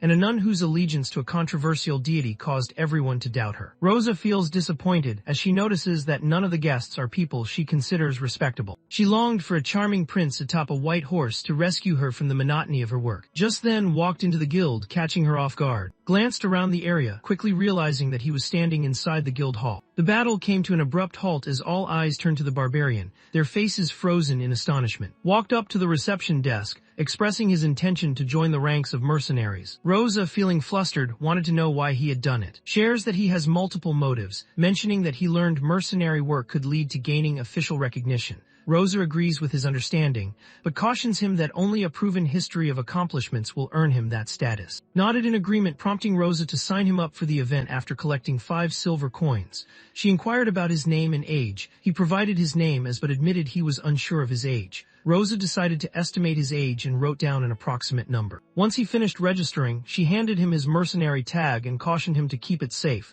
since it represented his new rank. Reaches out and takes the tag, signaling acceptance. He quickly inquired about the quests he could take on, making it clear that he was eager to begin without delay. Rosa presented the list of quests that he could choose from. Sighs widened in disbelief when he realized the list offered nothing but F-rank tasks, including collecting herbs, scrubbing basements, cleaning sewers and streets, and patrolling at night. Rosa, her voice tinged with anxiety, clarified that since he held the rank of F among mercenaries, these assignments were all he could receive. She fretted inwardly, fearing his barbarian pride might make him upset about the situation. As she started to outline that he could tackle more difficult assignments once he had proven himself with some experience, cut her off and declared his intention to accept one of the available quests. He directs attention toward the quest involving the collection of herbs. Rosa couldn't hide her astonishment and questioned whether he was certain, while assured her that any necessary task was acceptable to him. Wonders aloud about the location of the herbs he needs for his quest, searching for any clue that might lead him to them. Rosa, the receptionist, informed him that finding the plant would require traveling beyond the village. She then presented a photograph to help him identify the specific plant he needed. Nodded to show he understood and assured that he would return shortly, prompting Rosa to respond with uncertainty in her voice. Rosa could not hide her confusion as she tried to make sense of how calmly he accepted everything. Deep within the forest, studies the herb's unusual shape, pondering whether it might be useful for healing injuries. He makes up his mind to embark on his inaugural assignment as a hired soldier. Approximately an hour passed before made her way back to the mercenary guild. He shows Rosa an enormous stack of herbs, wanting to know if the amount will suffice. The sheer size of the pile leaves Rosa astonished. As she inspects the herbs, she finds herself taken aback by how fresh and well-preserved they are, silently observing that unlike the usual rough handling by mercenaries, these have been gathered with remarkable care. Standing tall, exuded pride as he confidently assured everyone that, regardless of how he looked, his gentle touch was something he trusted completely. Rosa expressed her appreciation for his efforts by handing him a solitary silver coin as his reward. Notices that the sum he has received would hardly cover the cost of the least expensive meal. Yet a strong sense of pride fills him, knowing this is the first time he has earned money through his own hard work. He informs Rosa, who is visibly surprised, that he feels quite pleased and wonders aloud if he might begin a new task right away. Rosa, perplexed, cannot understand how anyone could be content with such a small compensation. Expressed his desire to keep working for as long as daylight remained, showing clear enthusiasm for staying busy. Watching him, Rosa grew curious about the reason behind his cheerful mood. After observing the newcomer's strange behavior, she decides that this mercenary is just as odd as the others. As the hours slipped by, decided to take on the task of cleaning the warehouse for the day. Rosa observed that this was his third time tasked with cleaning after collecting herbs, and she puzzled over whether barbarians might actually enjoy cleaning. With a hint of uncertainty, Rosa gives her consent to his request, stepped into the warehouse and declared his intention to tidy up the place. The owner of the warehouse grew anxious when a barbarian appeared before him. Cleaning the warehouse and transporting the items came effortlessly to him. His following assignment involved cleaning the streets. Managing his power proved challenging initially, but he managed to finish the job without any significant problems. From a distance, an unseen observer tracked his movements carefully using a scope. The observer questions unusual behavior in his mind, knowing that possessed supernatural strength, enough power to influence the fate of an entire kingdom. The observer remains puzzled, Unable to understand why the barbarian, known for using brute strength to handle problems, is now occupied with simple chores. Even more unusual was the way he approached these tasks with genuine dedication instead of indifference. The observer stands in utter confusion, unable to grasp what has just happened, while experiences a deep sense of pride and fulfillment from the straightforward task he has completed. Later on, collects his wages. Rosa explained that he had earned this as a reward for finishing 15 missions. The price amounted to 15 silver coins. Expressed his gratitude, assuring her that he would return the following day to continue his journey into the world of civilization. Wandered through the bustling city streets, taking in the lively scenes of people going about their everyday routines. He notices a structure nearby and realizes it is a library. As he stepped inside, the librarian grew visibly anxious. He wonders aloud whether she would be bothered if he spent some time reading a few books. Her fear grows even stronger. Silently opened the book and started to read to herself. He gazes at him with a puzzled expression, questioning whether the snowfield barbarians might possess greater civility than those from other regions. While reading through a history book, learns that the empire emerged victorious in the war. He recalls how this information relates to his visit several years earlier, when she had been traveling to deliver weapons to the kingdom that had just been defeated in the war. He discovers from his reading that the empire has risen to become the leading force, and that the kingdom of Barkin, his current home, has been reduced to little more than a subordinate territory. The story continues by describing how the empire has already taken control of half the human world and relentlessly pushes its borders even farther. Pondered the concept of taking control over the entire world. He felt he had spent enough time on the matters of humans, so he shifted his focus toward the subject that truly interested him, the study of non-human races. He reaches for a book filled with details about creatures that are not human, coming to understand that the stories he once thought were imaginary are actually true in this world. Kept reading, discovering stories about Manta, the winding tunnels built by dwarves, and the world's most treasure-filled caves. He learns about a village inhabited by fairies and a city in the sky where the Celestials reside. He came across information about a hidden sanctuary revered by all elves, whose whereabouts remained a mystery to everyone. Believes that with the knowledge he received from the Elf Queen, he is finally prepared to step inside the sanctuary. He discovers with astonishment that other regions exist which resemble the endless white snowfield. The book details the existence of demonic realms, forbidding territories where humans cannot survive. Within these places, grotesque and misshapen creatures dwell,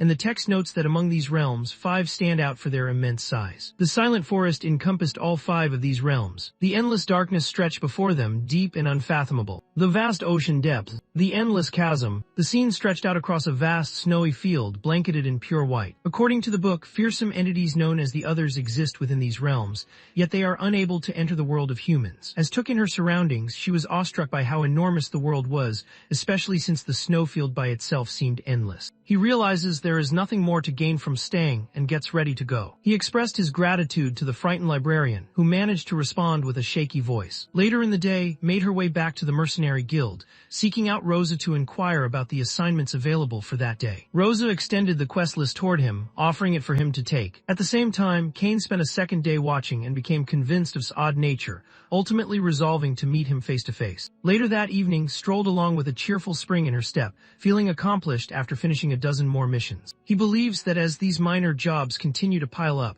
the moment when others acknowledge him as a genuine mercenary is drawing near. Without warning, he senses another presence behind him, causing him to halt in his tracks. He shifts his gaze and finds himself looking directly at Kane, who is concealed beneath a hood. Kane could hardly believe that had realized he was there. Meanwhile, turned to confront the individual who had been trailing him throughout the day, demanding to know their intentions. Kane silently wondered how it managed to spot him. He stood frozen in disbelief, unable to comprehend how anyone could have detected him when he had hidden himself with his aura, a technique so effective that even the most perceptive individuals should not have sensed him at all. Upon noticing the hooded figure remain quiet, jumps to the conclusion that the stranger must be a thief and readies himself for a confrontation, leaving Kane puzzled by his reaction. Believes that thieves can be found even in places considered safe. Kane's mind raced with anxiety, fearing that would doubt his claims if he revealed himself to be. Unlike others, viewed the thief as a chance to earn a notable accomplishment that would enhance his reputation as a mercenary. Kane's confusion deepens as he tries to make sense of the situation. At that moment, he understood that the circumstances might actually work in his favor.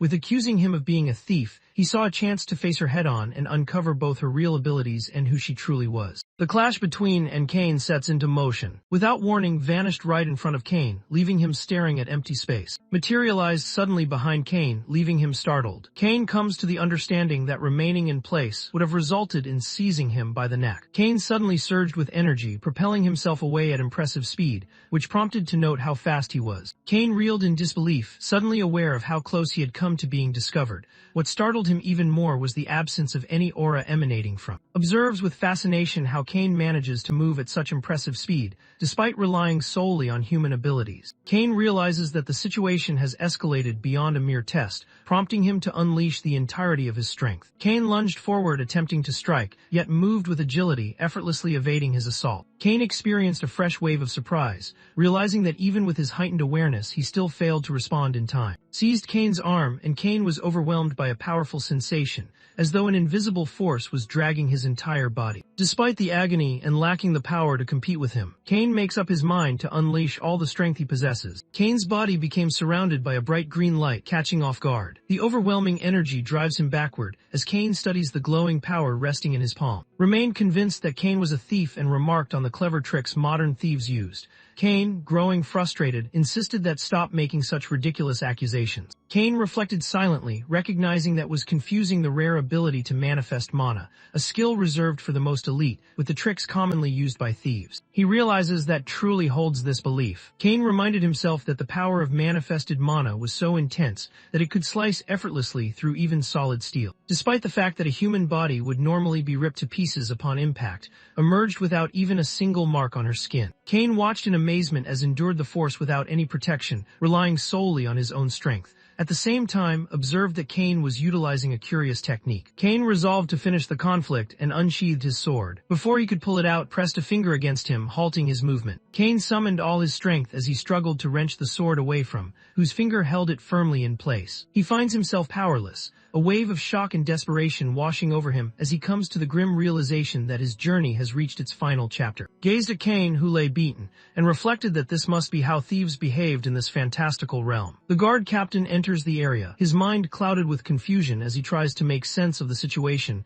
and questions the unexpected presence of Kane. Upon witnessing the scene before him, he immediately concludes that the barbarian is responsible for launching an attack against the informed him that the thief had been captured. Holding the battered Kane in his hand, he wondered aloud whether handing over his captive to the guards would be considered valid mercenary experience. The guard captain stands frozen, unable to believe his eyes as he witnesses the barbarian humiliatingly subdue Kane, a man renowned for achieving the rare rank of transcendent. The captain attempts to clarify Kane's innocence, insisting that he is not a thief, even as jumps to the conclusion that they must already know each other. The guard shows respect to Kane, who is recognized as the soul in the entire kingdom. Puzzled, wonders aloud whether this thief truly possesses such an impressive reputation. He claims that Kane stole his silver coins and assaulted him. The captain confidently identifies the individual as the, insisting that he could never misrecognize that face. In response, questions whether the man might actually be a magician employing a spell to alter his appearance. The captain explained that any magician skilled enough to accomplish such a feat would earn the same admiration as a. Hearing this, questioned inwardly whether the title of was simply another way to refer to thieves. The captain reiterated his belief that Kane was indeed the. The captain makes up his mind to inform the Lord about the situation. The Lord stared in disbelief, his mind racing with the possibility that Master Kane might have been defeated. Later on, is overcome with regret, wishing he had taken the time to hear the entire story. Kane accepted responsibility, acknowledging that his silence was to blame, and the pair remained together, surrounded by a shared sense of remorse. The Lord could hardly believe that the barbarian had managed to defeat Kane, and disbelief filled his thoughts. He comes to the realization that the barbarian possesses greater strength than the. He carefully assessed the circumstances, observing that while transcendent beings varied in strength and Kane was likely at the bottom tier, it still seemed impossible for it to lose to a barbarian. Could not be restrained by anyone or anything. The Lord, feeling weary from the ordeal, chooses to withdraw, allowing the two individuals space to resolve their confusion through conversation. He steps away, giving them space to continue their conversation in hushed voices. Kane thought about how thoroughly he had lost, the weight of humiliation and fatigue pressing down on him. He presents himself with formality, stating that his name is Kane and that he is a master of the sword. Kettle wondered aloud whether it was a family name, prompting Kane to clarify that achieving such a rank made ordinary human titles irrelevant. Nodded in comprehension, then wondered aloud whether the move he had witnessed belonged to his repertoire. Kane revealed the energy that surrounded him, felt a surge of admiration as he realized the move was his technique. With this new understanding, he thought it was truly remarkable. Kane went on to clarify that what they were witnessing was the physical form of mysticism, which people often referred to as aura. Comes to understand that the green energy he observed before is actually an aura. He expresses keen interest as he inquires about the proper way to operate it. Kane goes on to clarify that mystic powers require both careful regulation and intentional expression. Wondered aloud whether mysticism could be compared to mana. Kane explained that mysticism referred to the enigmatic force itself. When someone channeled this energy as mana, they took the path of a magician, but if they wielded it as aura, they became a swordsman. Once realized that mysticism was practiced by both mages and swordsmen, he hesitated before confessing his limited understanding. Hoping to learn more, he quietly requested that Kane share his methods with him. Kane was persistently approached with requests for guidance. Kane felt a jolt of surprise at the request, wondering why someone stronger than him would seek his advice. Responded by suggesting that the result of their battle could have changed if Kane had chosen to fight with his sword. Feels a surge of excitement at the prospect of gaining new knowledge, but Kane is anxious, fearing that his dignity could be wounded even more. Recalls the fundamental sword skills he once mastered in a previous life. Nothing else could measure up to this artwork. It embodied the essence of genuine fantasy swordsmanship, harnessing an enigmatic aura. Kane started to describe the core of his swordsmanship, emphasizing that it blended illusion with reality. He then turned his attention to, wondering aloud what had observed during his match with Kane's pupil. Comes to the understanding that the knight he had just overcome was actually a disciple of Kane.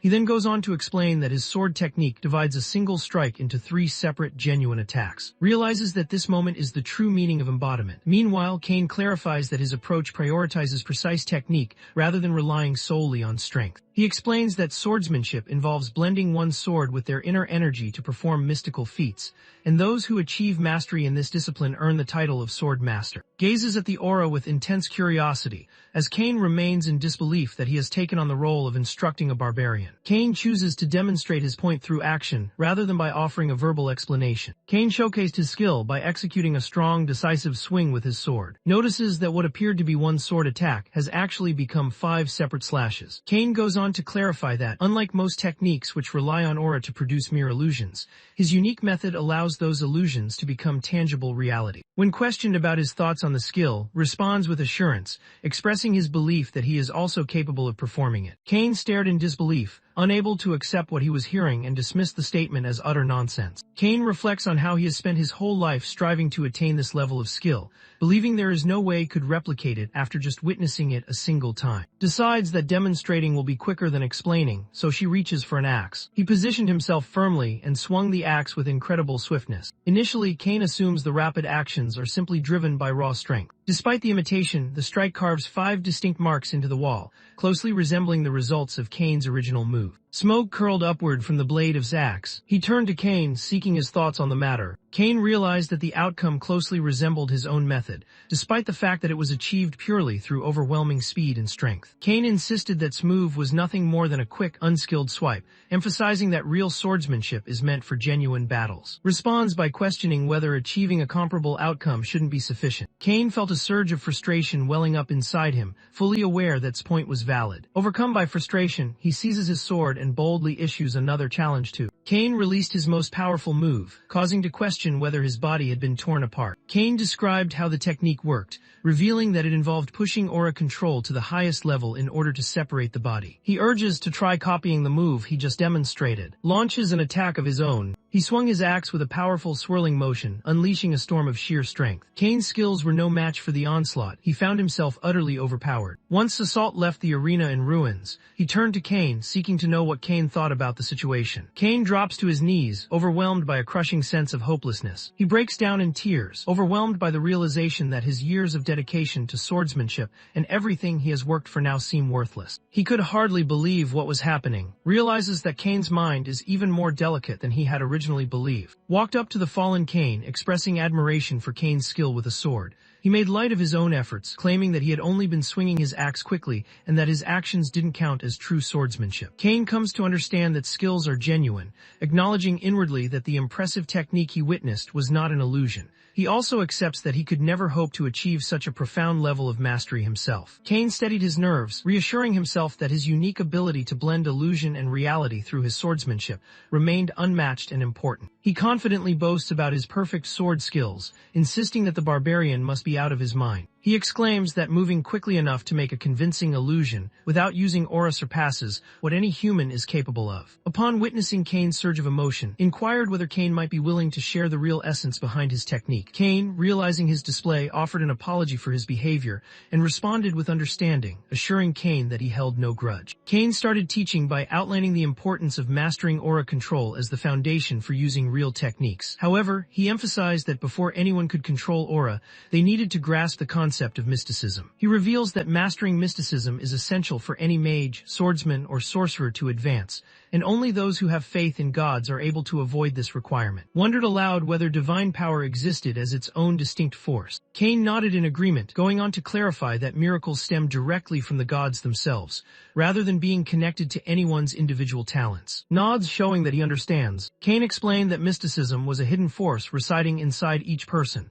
and the choices people made in using this force shape their entire destiny. He clarifies that before anyone can use aura, gather mana, or command spirits, they need to grasp the essence of this mystical knowledge. He explains that mysticism unfolds in 5 distinct stages, beginning with the most basic, unveiling the mystery itself, which involves an awareness, perception, and intuitive understanding of it. Kettle wondered aloud if anyone else could sense it, but Kane shook his head, remarking that only those with special abilities were able to detect it at all. He explains that individuals with the ability to perceive it are known as third rank. He goes on to clarify that mysticism is divided into 5 ranks, each determined by how well a person can manage its power. He recited the 5 main categories: third rank, second rank, first rank, transcendent, and hero. His mind flashed back to his earlier discussion with, and he understood that this must be what she had meant. Kane clarified that the ranking system was merely a tool for simplicity, emphasizing that the difference between each tier was actually vast. Nodded to show he understood, while Kane declared that the lesson was about to begin. Kane announces that the initial step involves revealing the secret. He tells to push his awareness as far as possible in order to sense the unknown,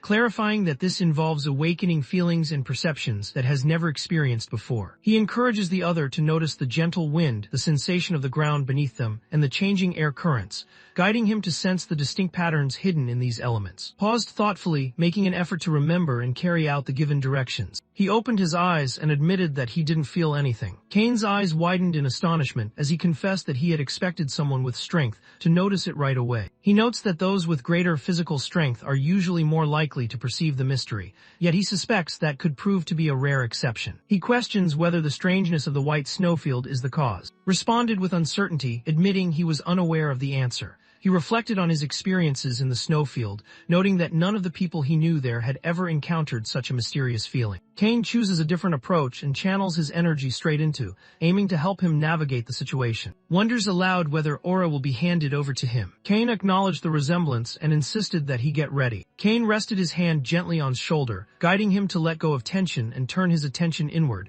encouraging him to sense the energy moving within himself. Kane stared in disbelief, his mind racing with questions about the nature of the body before him, uncertain whether it could even be called human. He believes that his physique is so densely muscled, it feels as hard as stone. As soon as observes Kane's uncertainty, Kane quickly offers an apology and assures that he will start right away. Kane began channeling his aura, convinced that the key to progress lay in unlocking the hidden enigma within. He experienced another wave of surprise as he discovered that the elusive pathway inside's body had vanished from his senses. He quickly amends his statement, admitting that the object is out of his reach. He likens the sensation to plunging into an endless ocean, where his presence fails to encounter anything, or to pushing through an area so dense it feels almost impenetrable. Kane insisted that their efforts were pointless. Hearing this, his voice trembled with concern as she wondered aloud if Kane believed he simply wasn't gifted enough. Kane shook his head, indicating that was not the case, and emphasized that ultimately each person needed to discover their own way forward. Acknowledges his understanding, yet Kane reveals a startling truth.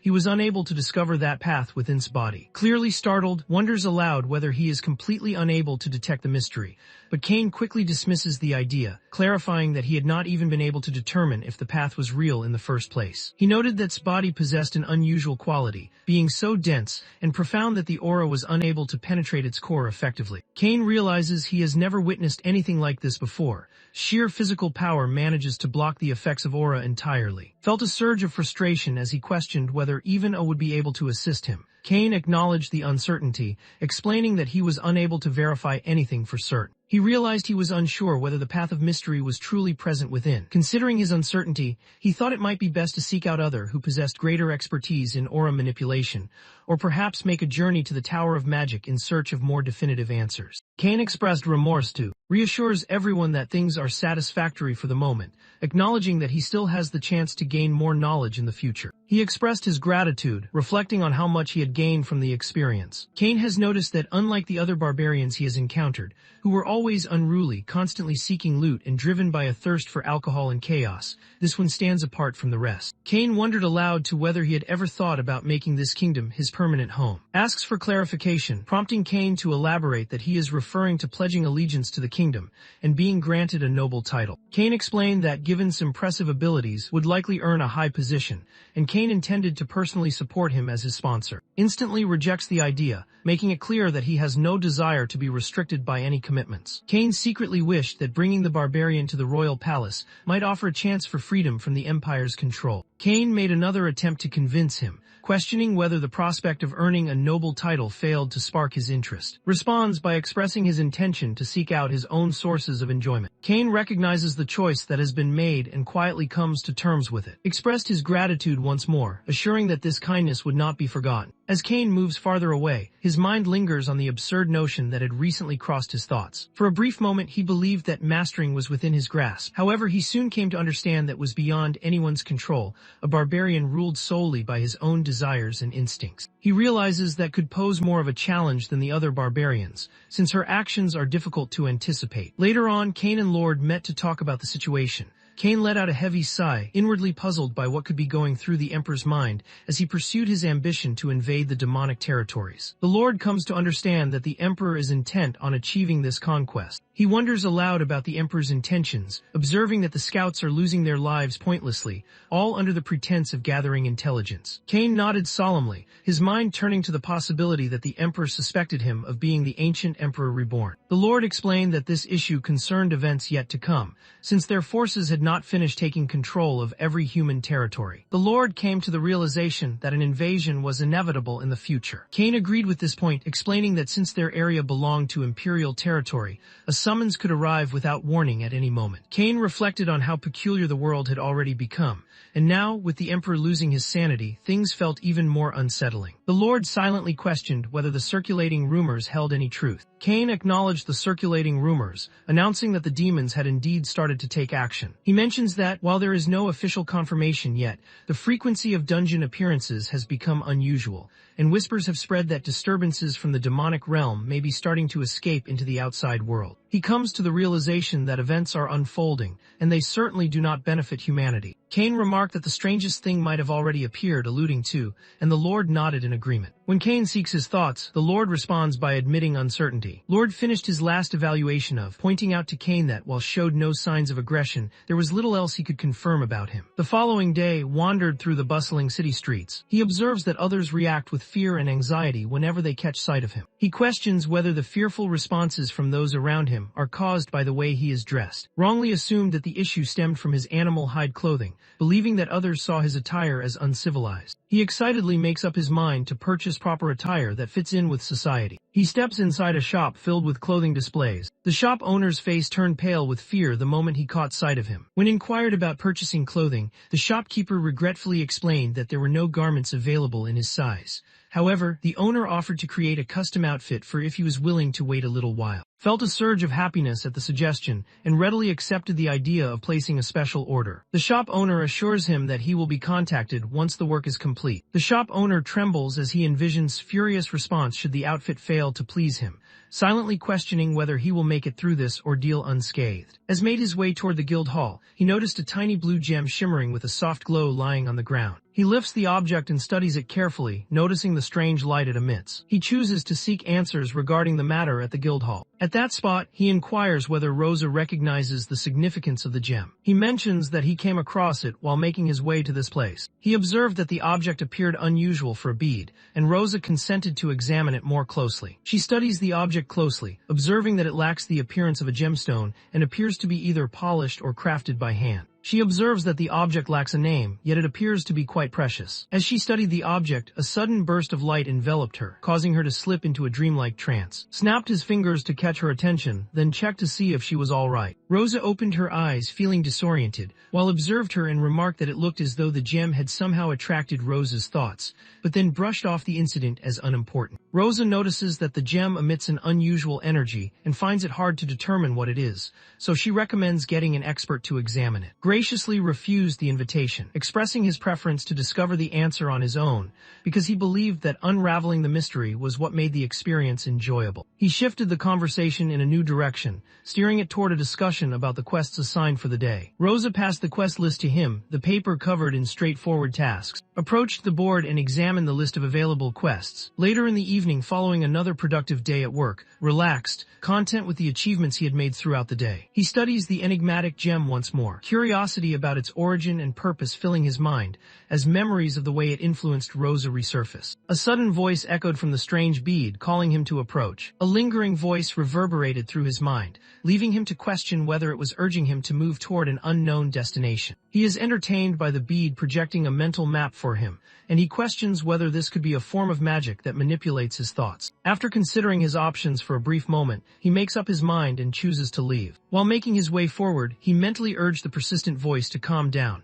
promising that he was already on his way. He navigates using the map in his mind, arriving at a shadowy, concealed spot, and questions internally whether he has found the right place. A mystical doorway suddenly materializes in front of him. Stepped into the room and declared that he had arrived, then looked around to find out who had summoned him. A menacing presence observed the arrival of a new victim, remarking with dark satisfaction that this foolish barbarian would serve well as the next tribute. The undead sorcerer, Manhwa, announced that the ceremony to restore his life was about to commence. The story unveils the history of the long ago, during an era marked by turmoil, a wicked sorcerer cunningly influenced rulers and sparked devastating conflicts. Despite the string of wicked acts he committed, his actions were ultimately uncovered, leading to his downfall at the hands of courageous heroes. However, just as he was about to be vanquished, he managed to shift his soul into a vessel of life, transforming himself into a powerful. Refers to a creature that secures eternal life by placing its soul inside a special object known as a life vessel. The wicked sorcerer transformed himself into a secretly devising plans to rise again. In order to finish his resurrection, he required countless souls as offerings. He chose a secluded area to hide where he spread magical beads, each one meant to attract unsuspecting victims, drawing them in one after another. The believed his scheme was unfolding smoothly, yet confusion crept in when he noticed a barbarian in this isolated area, which he had specifically picked to remain unnoticed. He notices that the person's presence feels out of place. He observed his imposing figure and decided that his great size would make him an ideal offering for the ritual. They revealed the nature of his trap, describing how he had cast an enchantment on the beads so they would lure only those unfamiliar with the secrets of mysticism. Believing to be nothing more than a typical barbarian unfamiliar with mystical arts, he convinces himself that apparent immunity to the magic is simply a trick of perception. The turn two, proposing that serve as the foundation for his triumphant return to life. Approached a set of massive doors, their imposing presence casting a shadow over her arrival. As he stepped inside, he discovered the seated regally upon a throne. His excitement surged as he recognized that he was witnessing a legendary antagonist straight from the tales of fantasy realms. The stared in astonishment at, clearly puzzled by how the bead's magic had failed to affect him, and demanded an explanation. When noticed the scattered remains of previous victims, he realized that they had been using this gruesome display to attract unsuspecting people. Unable to detect any trace of magic from, the grew puzzled, and decided that must simply be an average barbarian. He suspects that possesses a powerful artifact to shield his mind, but insists that he does not own anything like that. The remained skeptical, convinced that if the magic had truly worked, he would have simply walked past without causing any trouble. He realized that defeating would require brute strength, so he called forth his army of skeleton minions to aid him. Comes to the realization that he has ended up inside a dungeon, a place where a sinister lurks, and he quickly grasps what is happening around him. He delivered a forceful strike that broke the skeleton apart. He noted that it was not as strong as he had anticipated. This fury grew, and he menaced that he would rip the man's limbs apart, calling forth additional skeletons to his side. He commands his followers to destroy their target. In an instant, leaps forward and intercepts them before they can react. Effortlessly, she defeated every one of her opponents. The reacts with surprise, reassured himself that guidance had been accurate. When a skeleton's skull was shattered, it would cease to exist. He feels let down because he thought they would command powerful death knights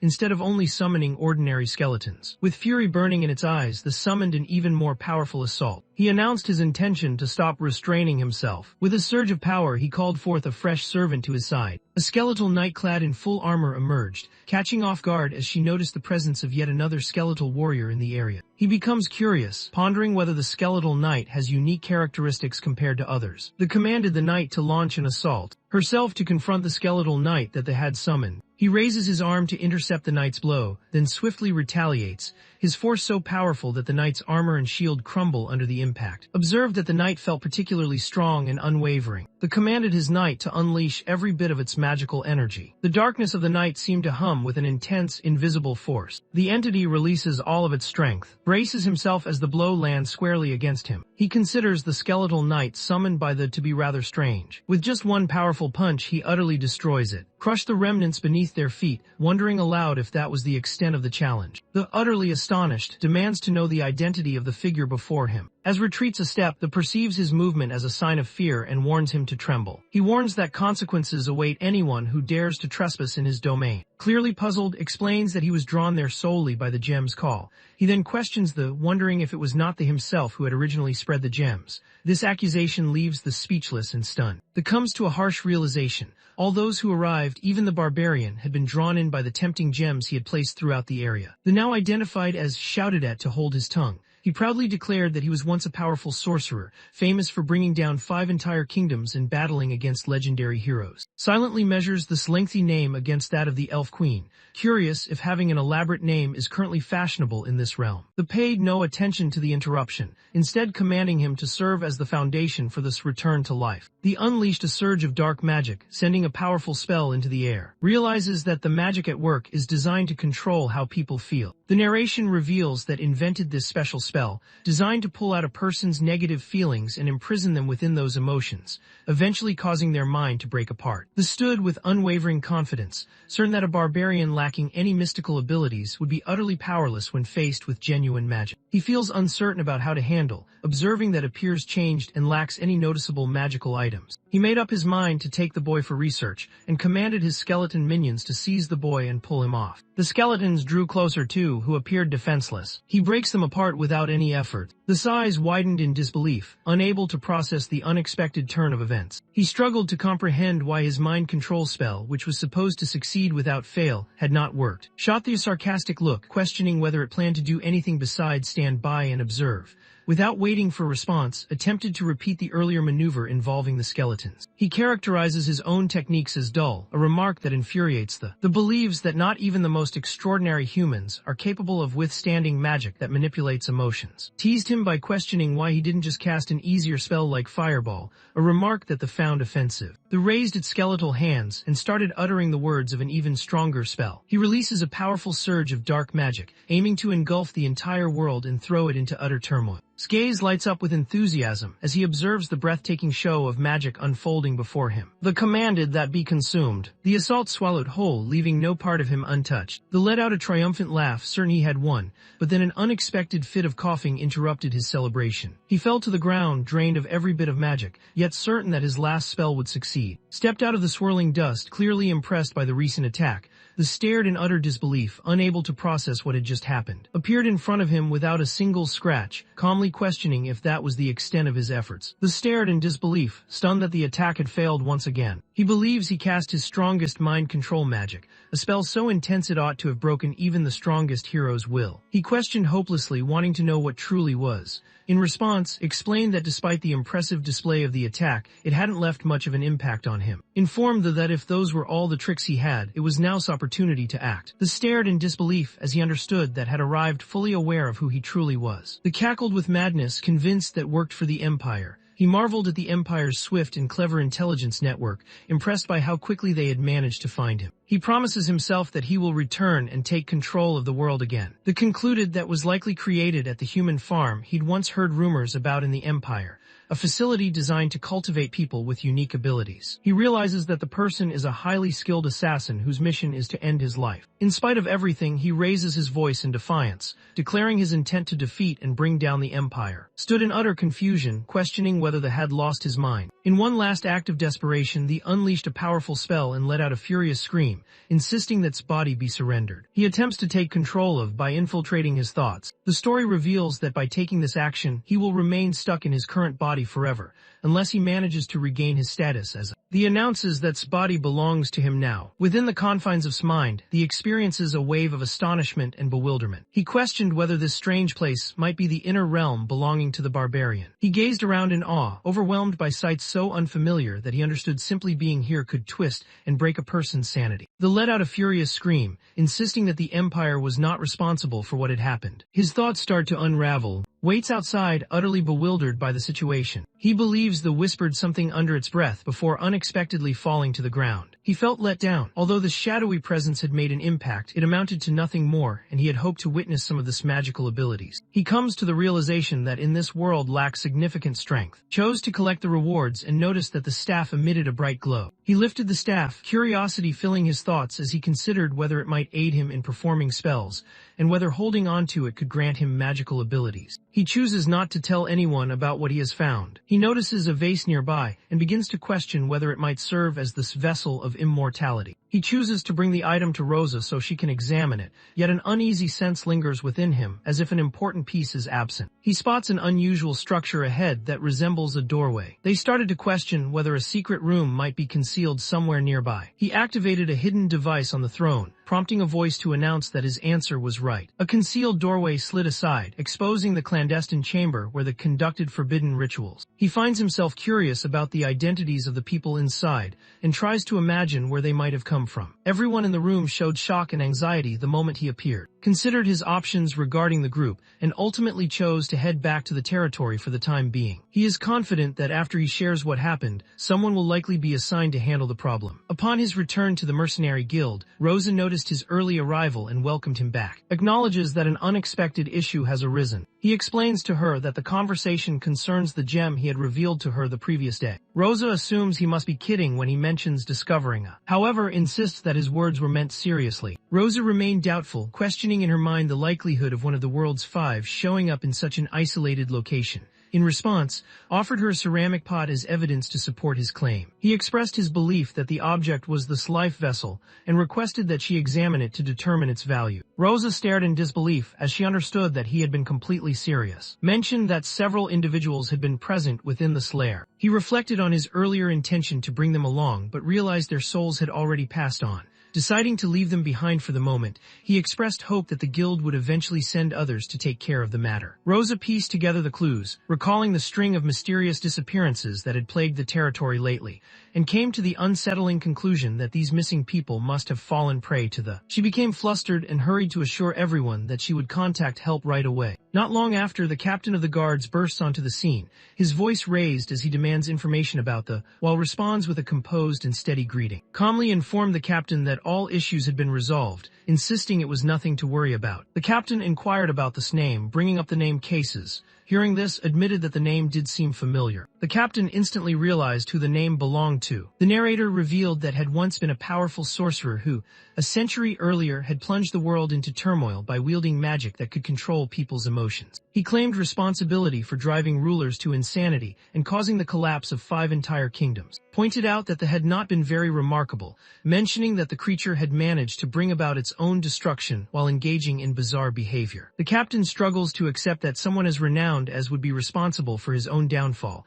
so he turns to seeking a more detailed explanation. Mentions that he has little else to contribute. The captain realizes that informing the Lord right away is necessary. Afterward, the Lord and the captain meet to talk about what has happened. The Lord admits that he does not understand why it would appear so close to their land. He questioned whether a different kind of creature might have been responsible. The captain dismisses that possibility, relying on the statements given by the survivors and the proof provided by the life vessel. The Lord reflects on the grave implications of keeping this source of life so close to the borders of his domain. The situation had become so perilous that the Empire was certain to dispatch investigators, a fact that caused even greater concern since Kane was currently away from the territory. He views the entire ordeal as a significant source of stress. He instructed that a messenger be to travel to the kingdom, yet he couldn't help but think they were rather lucky. The guard captain nodded in agreement, reflecting that without the barbarians' discovery of their own land would likely have been attacked first. The Lord came to the conclusion that had probably been making arrangements for his own return to life. He realizes that there was nothing ordinary about the situation. The Lord believes that an act so remarkable should be honored with a worthy reward. However, he is uncertain if his own land has anything valuable enough to give in return. The following morning, a servant, clearly distressed, hurriedly roused the Lord from his slumber. The servant approached and announced that Lady Aquas, known as the heretic inquisitor of the sun god, had arrived,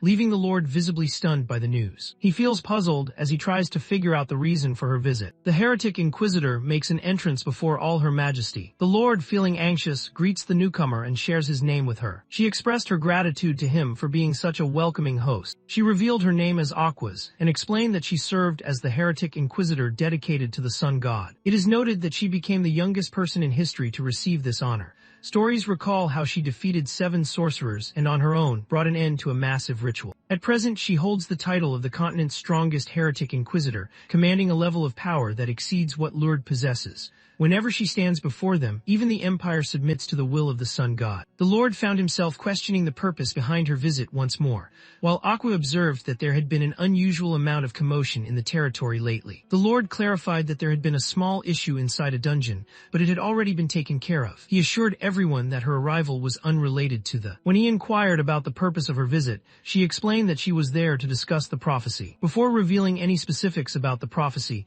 she expressed her desire to first verify the recent events that had taken place within the territory. The Lord, his voice edged with concern, wonders aloud whether she is referring to the barbarian and the. She nodded in agreement and mentioned that was most likely. The Lord reacted with surprise upon realizing that she was aware of the truth, while Aquas informed him that the proof had arrived. He offers her the vessel that holds the essence of the. Aquas' eyes widened in disbelief when the life vessel appeared before him. She wonders aloud whether the barbarian remains within the territory. The Lord acknowledges that he remains present at that location. Questioned in his mind whether the barbarian could have been the one to overcome, the Lord acknowledged that such a possibility did exist. He revealed the last astonishing truth that he had personally defeated Lord Kane, leaving Aquas utterly stunned. Aquas realized that a formidable newcomer had emerged and wanted to know which tribe the barbarian belonged to. Lord informed her of his claim to originate from the White Snowfield, leaving Aquas stunned and questioning how a being from a demon realm could exist beyond its borders. She suspects that this wild stranger could be the very person who drew her to this place. She expresses her desire to meet the barbarian face to face. At the same time, studies the staff, convinced that it serves as a magical aid, and makes a mental note to question some mages about it in the future. He suddenly becomes aware that a certain moment has arrived. The guard captain entered and relayed that the Inquisitor, known for pursuing heretics in the name of the sun god,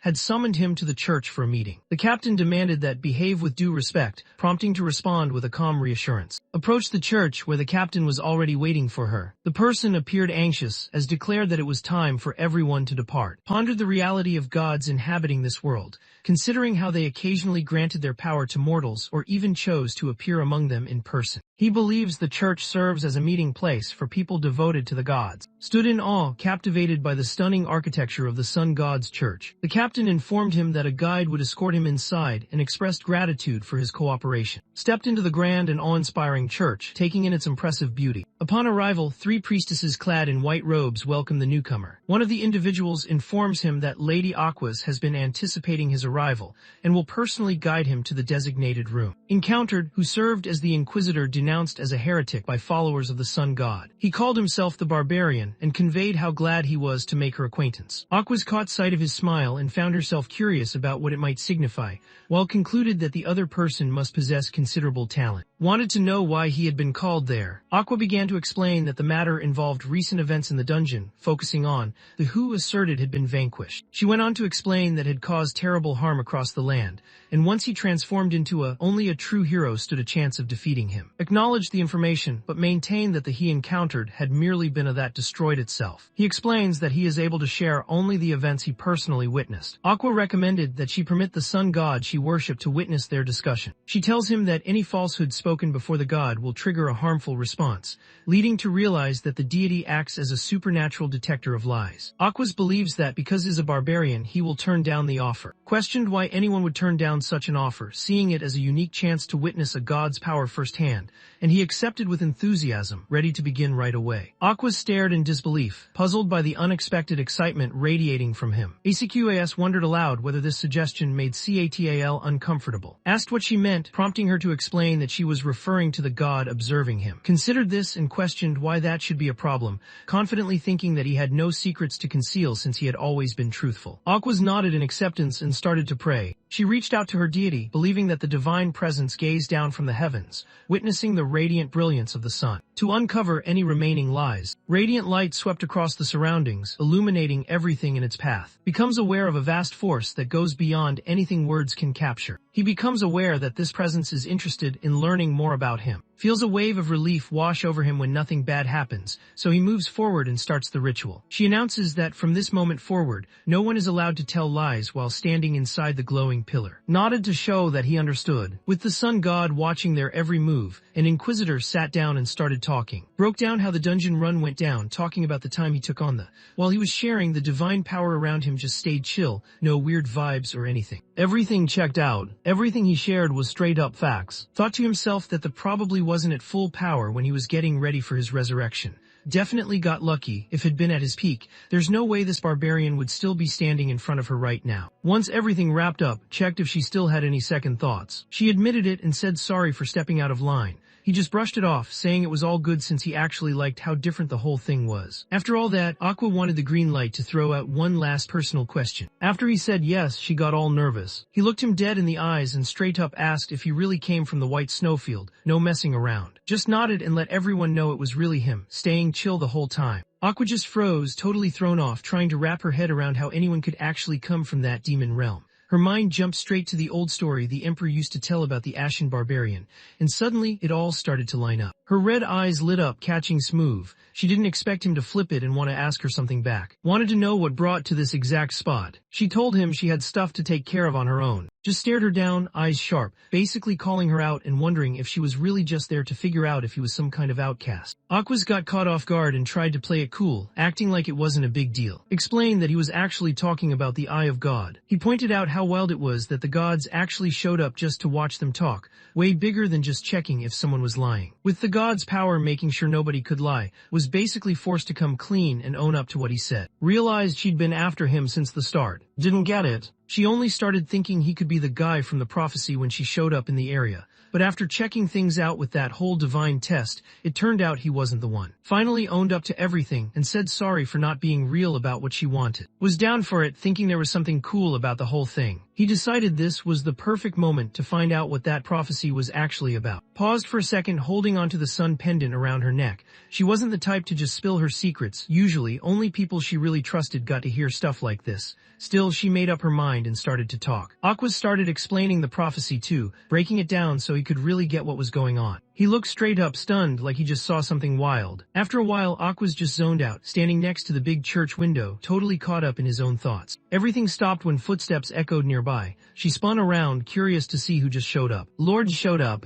He could tell looked stressed. She told him she'd met someone, but instead of clearing things up, it just left her more confused than before. The Lord wanted to know who this person was. Knew for sure now, was definitely a barbarian from the white snowfield. The Lord couldn't believe what he was hearing and looked at her, waiting to see if she was serious. She just nodded, letting him know it was for real. If people found out about this, the whole world would probably go wild. The Lord can't help but regret that what he brushed off as gossip turned out to be real after all. The Lord starts worrying, noticing that a bunch of people, especially the Emperor, are all interested in checking out the white snowfield. Everyone knew things would get wild if the Emperor actually did something about this. The whole place could go off the rails, no cap. Aquas lets him know everything's under control. Her group's got the whole mess covered, and they're planning to keep the barbarians hidden from everyone else. The Lord can finally relax, knowing he doesn't have to stress about it anymore. He wonders if everyone from the white snowfield is built like He just shakes his head, thinking that if everyone was like him, they would bounced from the snowfield ages ago and already taken over everything. The Lord backs her up, saying the barbarians are all over the place, and yeah, they're strong, but honestly, they just aren't that smart, it's just how they are. He starts thinking about how wild things could get if these super strong creatures ever got smart too. Aquas lets him know she's heard isn't just tough, he's actually smart too.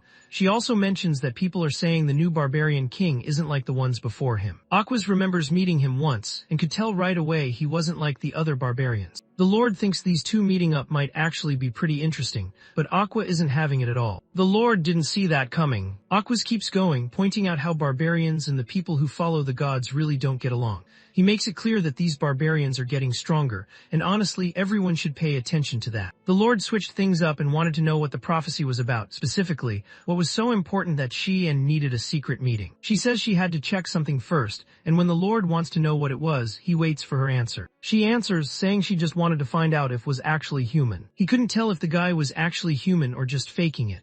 The Lord froze, caught off guard, and wanted to know the exact words of the prophecy. Aqua stands in front of the big window, getting ready to show what's inside. As soon as she steps up, the Lord just stands there frozen, barely able to process what happened. He's kind of just mumbling to himself, clearly not believing what he's seeing. Later on, the Lord calls back in, lets him know things have been going smooth in the territory because of his help, then wants to know what's up and why he got called in. The Lord lets him know there's something important he needs to share, since he's the one in charge around here. Looked like he didn't care, but the Lord kept talking anyway. He told everyone he'd set up a reward for, just to thank him for stepping up and saving the territory. The Lord tells his people to bring out the reward. His face changes fast, he wasn't expecting that at all. One of the guards steps up and puts the reward right in front of him. He noticed a little pouch made of leather. Lord lets him know this isn't just some normal pouch, telling him to check it out for himself. Grabs the pouch thinking there's something unique about it. The Lord nudges him to go ahead and see what's in there. He found out it was actually a special bag, not just any regular one. He explains that the bag can hold a bunch of stuff, basically as much as you can fit in there. The inside of the place was about as big as the reception hall they were chilling in. Can't believe what he's seeing. It's the first time he's ever come across an actual artifact,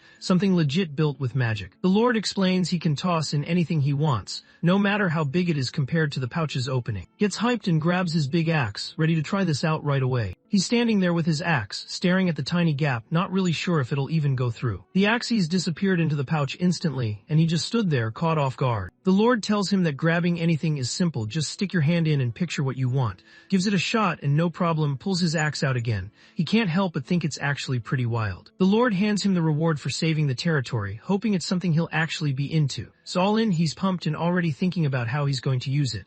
The Lord sees that's hyped and feels good about wrapping things up. He starts thinking about the prophecy again, worried about what's going down back in his far-off territory. He remembers what this said about weird stuff from the demon realms popping up everywhere, and how it meant something big was going down. The Lord thinks back to the prophecy and realizes it lines up with what's happening now. He thinks back to when Aquas warned him about what was coming. A serious threat was about to roll into their area and it wouldn't just stop there. Whatever it was, it'd end up spreading everywhere. Turns out, over in the Barcan territory, all these villages are linked up through their own network. Out of nowhere, nobody could reach that village anymore. Nobody really thought it was a big deal at first, but when some guys from the next village went to check things out and just disappeared, everyone started paying attention. After that, the Lord called in his own guards, but they vanished too. That's when the Lord finally got it. He could tell right away that things were about to get risky. At the mercenary guild later on, heads over to Rosa to see what quests are up for grabs today. She lets him know the Lord needs something done and it sounds serious. Wants to know what's going on and asks what the request is all about. She lays it all out. The job is to check out this village that just went silent. All he's got to do is show up, figure out what's going on, and that's it. The pay's honestly crazy for something that sounds this easy. Thinks the mission sounds cool, so he jumps on it right away. Rosa just smiled like she knew this would happen all along. He showed up where all the mercenaries for the mission were hanging out. Didn't expect to see show up. His sudden entrance totally caught her off guard. He hears someone call his name, sounding totally surprised. Shows up rocking his fresh custom clothes, and Hayes spots the new fit right away. He lets her know his old snowfield gear was basically done for, so he asked for this new look himself. People keep saying his design stands out and looks pretty sick. She wants to know if he's also on board with this mission. He admits it, saying there's no way he could turn down a job this cool. Watches, realizing just how different he really is. He wonders why she's rolling solo, and if Casson are just sitting this mission out. Hayes figures they must bile on the mission once they saw what it was about. checks out the group of people hanging around him. He looked around and realized way fewer people showed up than he thought. With how easy the mission sounded and the money on the line, he figured the place would be packed, but there weren't even 10 guys here. Lets him know there's some real risk with this mission. Thinks the job looks pretty basic at first, but points out that the rewards way bigger than normal. She lets him know there's talk going around that the guards who went to the village never came back. So yeah, this mission isn't nearly as easy as it looks. Still thinks not enough people showed up. Hayes kind of holds back at first, but then lets him know there's actually another rumor out there that makes sense of all this. She lets him know it's got something to do with Lady Aquas. Hears the name and it catches him off guard. Hayes lets everyone know that Lady Aquas, the Inquisitor who doesn't exactly follow the usual sun god rules, is actually joining this mission. Most mercenaries don't even bother teaming up with her. Haya can't help but worry, thinking Aqua might actually be out to take her down. Lets her know it's not gonna happen, and explains that is super chill and respectful. Finds out that actually knows Lady Aqua, which catches him off guard. He admits he knows her too, even calling her friend. He just stands there totally lost for words. The thought of a heretic Inquisitor actually being friends with a barbarian throws him off. He just can't wrap his head around it. Walks up to who just pulled up to the spot. He walks up and says hey, acting like they're cool. Aqua just shuts him down, straight up saying she doesn't remember them ever being friends. Just laughs it off and doesn't make a big deal, acting chill as he hints that they should start hanging out as friends. Aqua's just brushes off his suggestion and starts talking about something else. He looks over at who's chilling right next to and wonders if is also riding with a different god. Didn't expect Aqua to know Hayes, and it definitely caught him off guard. Wants to know what's doing here, since from what she remembers he shouldn't be around. Right now, Lady's followers are just chilling and taking a break. ACWAS figures it's just the top guys who should be doing anything right now. She steps back from her suspicion pretty fast, telling Hayes she's probably got it wrong since she doesn't know every single thing about all those religious groups. Right then, the guard captain pulled up to the meeting spot with his squad right behind him. Spots him right away, grins, and gives a friendly nod, almost like it's no big deal they've run into each other again. Aqua just chills next to, not bothered at all, while Hayes can't help but look over, tense and stressed. The guard captain stands in front of everyone, nodding as he checks that all the guys who signed up are there. Once he's sure no one's missing, he lets them know it's time to roll out. Looks around at everyone, kind of joking to himself about how their squad almost seems like they're about to go on some legit castle raid, like they're in some old school war game or something. He starts thinking if jumping into action right now is actually the big moment that the old prophecy talked about. She keeps it cool and says she can't really tell since the god isn't around. Nobody really knew when this big thing would actually go down. So far, nothing else had happened. They just stopped hearing from the village out of nowhere. Picks up from what she said that even though things are still up in the air, there's a real chance this is actually the risky event everyone's been on edge about. That weird prophecy about some next-level evil dropping onto Earth keeps running through his head. He grinned, clearly hyped, as the thought of going up against the big bad got him seriously curious and ready for whatever was coming next. After moving carefully for a while, the team finally pulls up to the entrance of the lost village. Everything around them is dead quiet and it just feels off. The guard captain wants to know how feels about the place, so she checks things out and gets a little uneasy. She can't pick up on any signs of life. It's almost like the whole village is empty, like everyone just vanished. The captain thinks maybe everyone just bylaid because they got scared of something. He tells his crew to split up and check everywhere, hoping they can find anything that explains why the place is empty. And didn't even pause, they just jumped right in and started moving through the empty village streets, slipping into the quiet alleys without a word. The captain looks at the village and can tell it's tiny, maybe just 100 people living there at most. He can't wrap his head around how everyone could just dip without leaving a single clue behind. It just doesn't add up. He's totally sure they'll dig up something, even if it's barely anything, so he tells everyone to start searching right away. One of the mercenaries checks out this old wooden building and totally doesn't expect what's waiting inside. He shouts to the captain, letting everyone know he's hungry and good to go for food. At first, the captain figures the people here just bylaid fast and ditched their stuff, but then the mercenary points out the food's actually still warm, like someone just made it in dip. The captain just kind of froze, totally thrown off by what he'd heard. None of it made any sense, and he kept turning it over in his head, trying to figure out how something so random could even go down. Nobody had heard from the village in days. It was like they just vanished. He was still trying to figure things out when another update drop. Turns out, nobody could find any footprints or hints that the villagers had left, or even tried to hide out close by. The captain tells everyone to keep searching, hoping they'll find something, anything. It'll finally help them figure out what's really going on. While everyone kept searching, they started to notice some weird and messed up stuff all over the village. It looks like everything's still running like normal, lights on, stuff in place, but not a single person's around. The mercenaries check everything out, and it's obvious people were hanging out here not too long ago, just doing normal stuff. But now there's literally no sign of anyone, like they straight up vanished, no bodies, no vibes, nothing. The captain looks over at Aquas, hoping she can clear things up, but she just shakes her head, totally lost about what's happening. Even she has no clue what's going on right now. He looks over at, who just shakes his head, basically saying he didn't spot anything useful and nothing around feels off. The captain's patience snapped as he stared at the whole mysterious mess in front of him.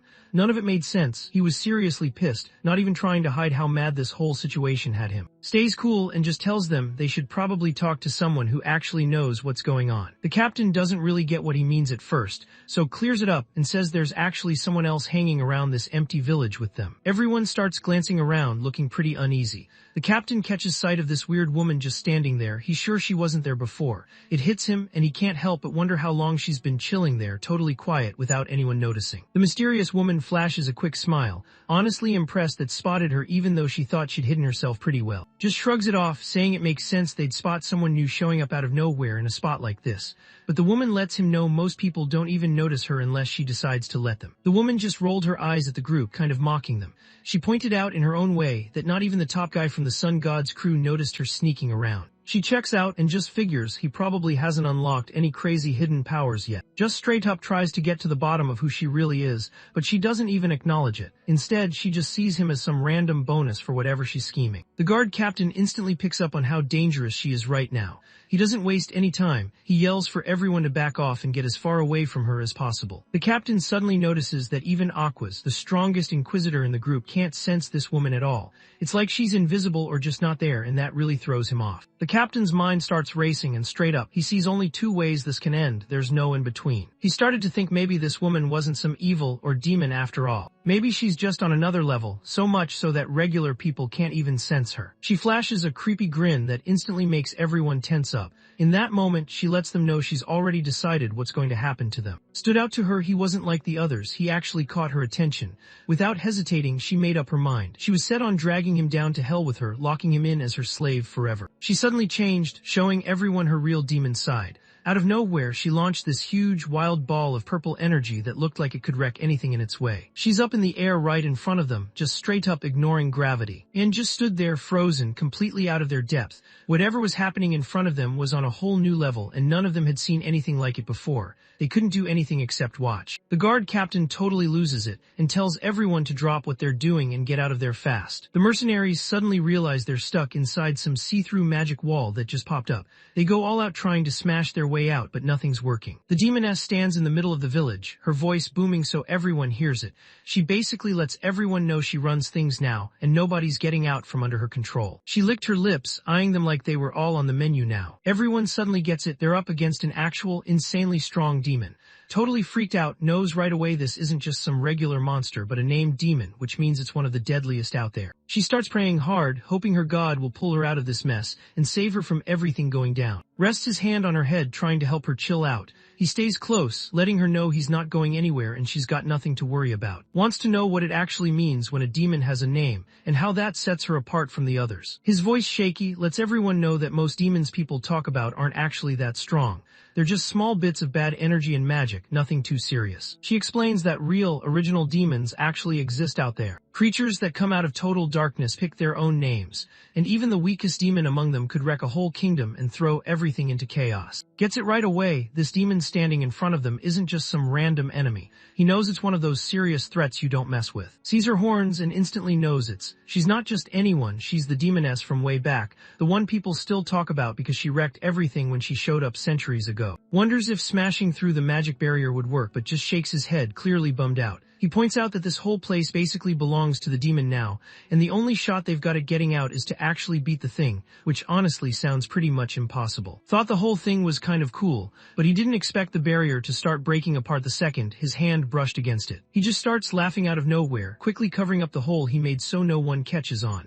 He decides he's down to stick around and see how things play out a bit more. Hei stares at him, totally thrown off by how chill he's acting. He just shoots her a quick hand signal, kind of like telling her to relax, he's got it under control. Mox Aquas, the demoness, just sat back and watched, kind of trolling them about the whole trap she set up, almost like she thought it was hilarious that they even bothered to check it out. She explains that all the signs of life they saw in the village, the stuff that made it look like people were just there, was actually fake, just some next-level demon prank. She was all about messing with people, trying to pull them into whatever scheme she had going on. Aqua couldn't stand her. He was straight up disgusted, thinking the whole thing was just nasty and messed up. Aqua's figures that bringing a named demon into the real world isn't easy. It takes a crazy amount of souls. He's pretty sure that even wiping out a whole village would barely cut it for summoning something that powerful. Pulling off a move like turning a whole area into a demonic zone without anyone catching on, that's just not happening. Aqua couldn't wrap his head around how this demoness just showed up out of nowhere and slipped into their world without anyone from the good side noticing. On the other hand, just shot back with a sarcastic vibe, clearly not planning on spilling her secret anytime soon. Aqua totally loses it and starts yelling at her, calling her out as some kind of twisted villain ruining everything in this sacred place. Just started laughing, throwing shade at Aqua's by calling her the god's loyal dog. He looked at her with that smug energy, acting like her big deal god couldn't get her out of this mess. She leans in, making it clear that what she's about to say is important. She explains that something's not right, huge cracks are showing up in how their world works. Now it's not just humans and gods running things anymore, even if everyone still thinks that's the case. Way back in the day, gods and humans teamed up to throw down against some serious evil. The battles got intense and both sides went all out trying to win. The fight wrapped up with them totally dominating, sending the villain packing, gone from their world and trapped somewhere deep and far away. Stands there owning it, letting everyone know she's the demoness who controls gravity. She's been counting down the days in hell, ready to wipe out the embarrassment of losing last time and planning to spread darkness everywhere. Aqua gets mad and shuts it down, making it clear this world belongs to gods and humans, so that nasty thing needs to bounce and go back to wherever it came from. Aquas gets ready for this big ritual, hoping her god will show up and give her some serious power. Out of nowhere, this huge beam of golden light just surrounds her, and you can literally see her changing, leveling up into some kind of legendary warrior. It's just chilling, thinking to himself how in these stories, villains never actually bother to attack when someone's transforming, pretty much exactly what he figured would happen. Aqua finally shows up, decked out head to toe in golden armor that just glows with power. Watches the change happen, kind of entertained by it. He thinks it's pretty cool, and the whole thing just makes him want to see what happens next. She brings out this massive, sharp crystal scythe, looking like she's totally ready to throw down. Watch the demoness act all cocky, like she had everything figured out. Not having it, he just locked in and rushed her, moving faster than anyone could have expected, ready to throw down. Both of them go head to head, smashing into each other with serious force. Energy bursts out everywhere, blowing up so hard that the ground underneath starts shaking. And Aquas get blasted backward, sent flying from the impact. Stands tall, not backing down at all. He's all about keeping the fight clean and fair, kind of throwing shade at the divine hunting dogs, like maybe they've never even heard of basic fighting rules. Aqua stared her down, eyes full of real anger, looking like he was about to lose it. He was basically daring her to cut the act and see if she was ready for things to get serious. The fight between and is still going hard. Charges in fast, kicking up dust everywhere, eyes lit up like she's got some next-level power. Out of nowhere, just vanishes instantly, like she was never even there. Aquas barely has time to process anything when the demoness suddenly shows up right behind her. Out of nowhere, she lands a nasty hit from the back, and you can literally hear the air rip as it happens. Barely manages to block the attack just in time, showing off some insane reflexes, but then suddenly grabs her divine shield with a sharp claw, and that totally throws off. No one had ever touched her shield like that before, so she's caught off guard and can't believe what just happened. But doesn't waste a second, she goes all in and smashes Aquas with everything she's got. Aquas gets launched straight down, slamming into the ground so hard that she leaves a massive crater where she lands. Keeps going all out, not letting up for a second. She spots where her opponent slips up and just goes after that spot, totally locked in on taking them down. He kept throwing dark punches non-stop, and Aqua could barely keep up. Every hit pushed him back, and he had to step back again and again just to survive. While the fight was raging, Aqua suddenly started shouting lines from her holy book, her voice blasting through the chaos so everyone could hear. He stood there totally confident, letting everyone know that nobody was getting past that bright light. No monster from the shadows could touch him. Right after she finishes talking, a huge blast of holy light drops straight out of the sky and slams into. The hit is intense, making her fall back fast while she screams from the pain. The demoness hangs back, eyeing her opponent. She can't believe he's got that much skill with the holy scriptures, especially for someone so young. She throws out some obvious sarcasm, basically saying the girl turned out to be way more interesting than she thought she'd be. Keeps going and throws out an even stronger verse, not slowing down at all. She asks her lord to wipe out everything bad with his holy holy fire. She lifts her scepter and it starts glowing bright, lighting up the whole place. Suddenly she blasts forward, moving so fast it's like she just disappeared, way quicker than anyone could react. He lets out another wave of insane divine energy, and suddenly this massive holy fire explodes everywhere. The fight kicks off and suddenly everything speeds up. These two aren't holding back at all. They're throwing punches so fast, nobody can even keep up. Holy and demonic energy started blasting out one after another, causing wild explosions everywhere. The peaceful village gets wrecked, flames tearing through everything until it's just a mess of burned out ruins. The mercenaries and Hayas got caught right in the chaos, yelling for someone to help while dodging chunks of debris crashing down all around them. While the two keep going at it, their fight is so intense it's like the whole ground is about to break apart. Hangs back with his hands shoved in his pockets, just watching the wild fight go down. He's got this big grin, totally into it, like he's catching the best live stream ever. The whole thing's got him hyped, almost like he's watching his favorite show instead of being there in person. Rushes over and grabs his arm, holding on tight. She's got tears in her eyes, hoping he'll do something for Lady Aquas, who's out there fighting for them. Just stands there totally chill and distant, saying he could help if he wanted, but honestly doesn't see a reason to get involved. Just freezes, not even able to respond, completely thrown off by what he said. He says he doesn't want to mess up a fight this good, since it's rare to see people go at it like this. Even though he's down to take on a demon himself, right now he'd rather just chill and watch this wild fight play out. Catches himself acting selfish and instantly gets creeped out by it. He starts to think there's something off about this guy's mindset, like it's not how normal people think. Both sides kept going at it, trading blows while bursts of energy shot all over the place. Knows Aqua's tough, never backs down, just like you'd expect from someone rolling with the gods. Still, is pretty sure she's got the upper hand when it comes to straight-up power and actually throwing down in a fight. She starts to notice this whole showdown isn't going to work out for her. In this world, demons just can't go toe-to-toe with gods for long. As Aqua's pure divine power keeps leveling up, she ends up backing off, realizing she can't really keep up. Can tell this fight isn't ending anytime soon if it keeps going like this, and deep down, she knows things could eventually flip and not go her way. She figures it's time to switch things up and go for a smarter move that'll help her win fast. She suddenly takes off, moving way faster than anyone else, with this sneaky grin that says she knows exactly what she's doing. Out of nowhere, he switches things up and goes straight for the mercenaries, who just stand there frozen, totally unprepared and watching everything go down. Aqua sees what's about to happen and it catches her off guard. She gets it right away, the demoness is switching targets. Without wasting a second, Aqua jumps in, blocking the attack with her own body and shield. Kept blasting dark energy at Aqua, not letting up for a second. He was really pushing Aqua's shield, trying to break it down and wear her out. The mercenaries look straight up terrified, each one thinking about what could go down if that shield didn't hold up. Aqua just loses it after getting like that. He looks at with pure disgust, thinking he's got no honor at all. In Aqua's eyes, move was straight up dirty. Lets out a sarcastic laugh, clearly not taking anything seriously and showing he's got zero respect for what's going on. Aqua wondered if anyone actually thought a demon like her would play fair or stick to any knightly rules. Aqua's totally fired up, starts saying this powerful line from her most important scriptures,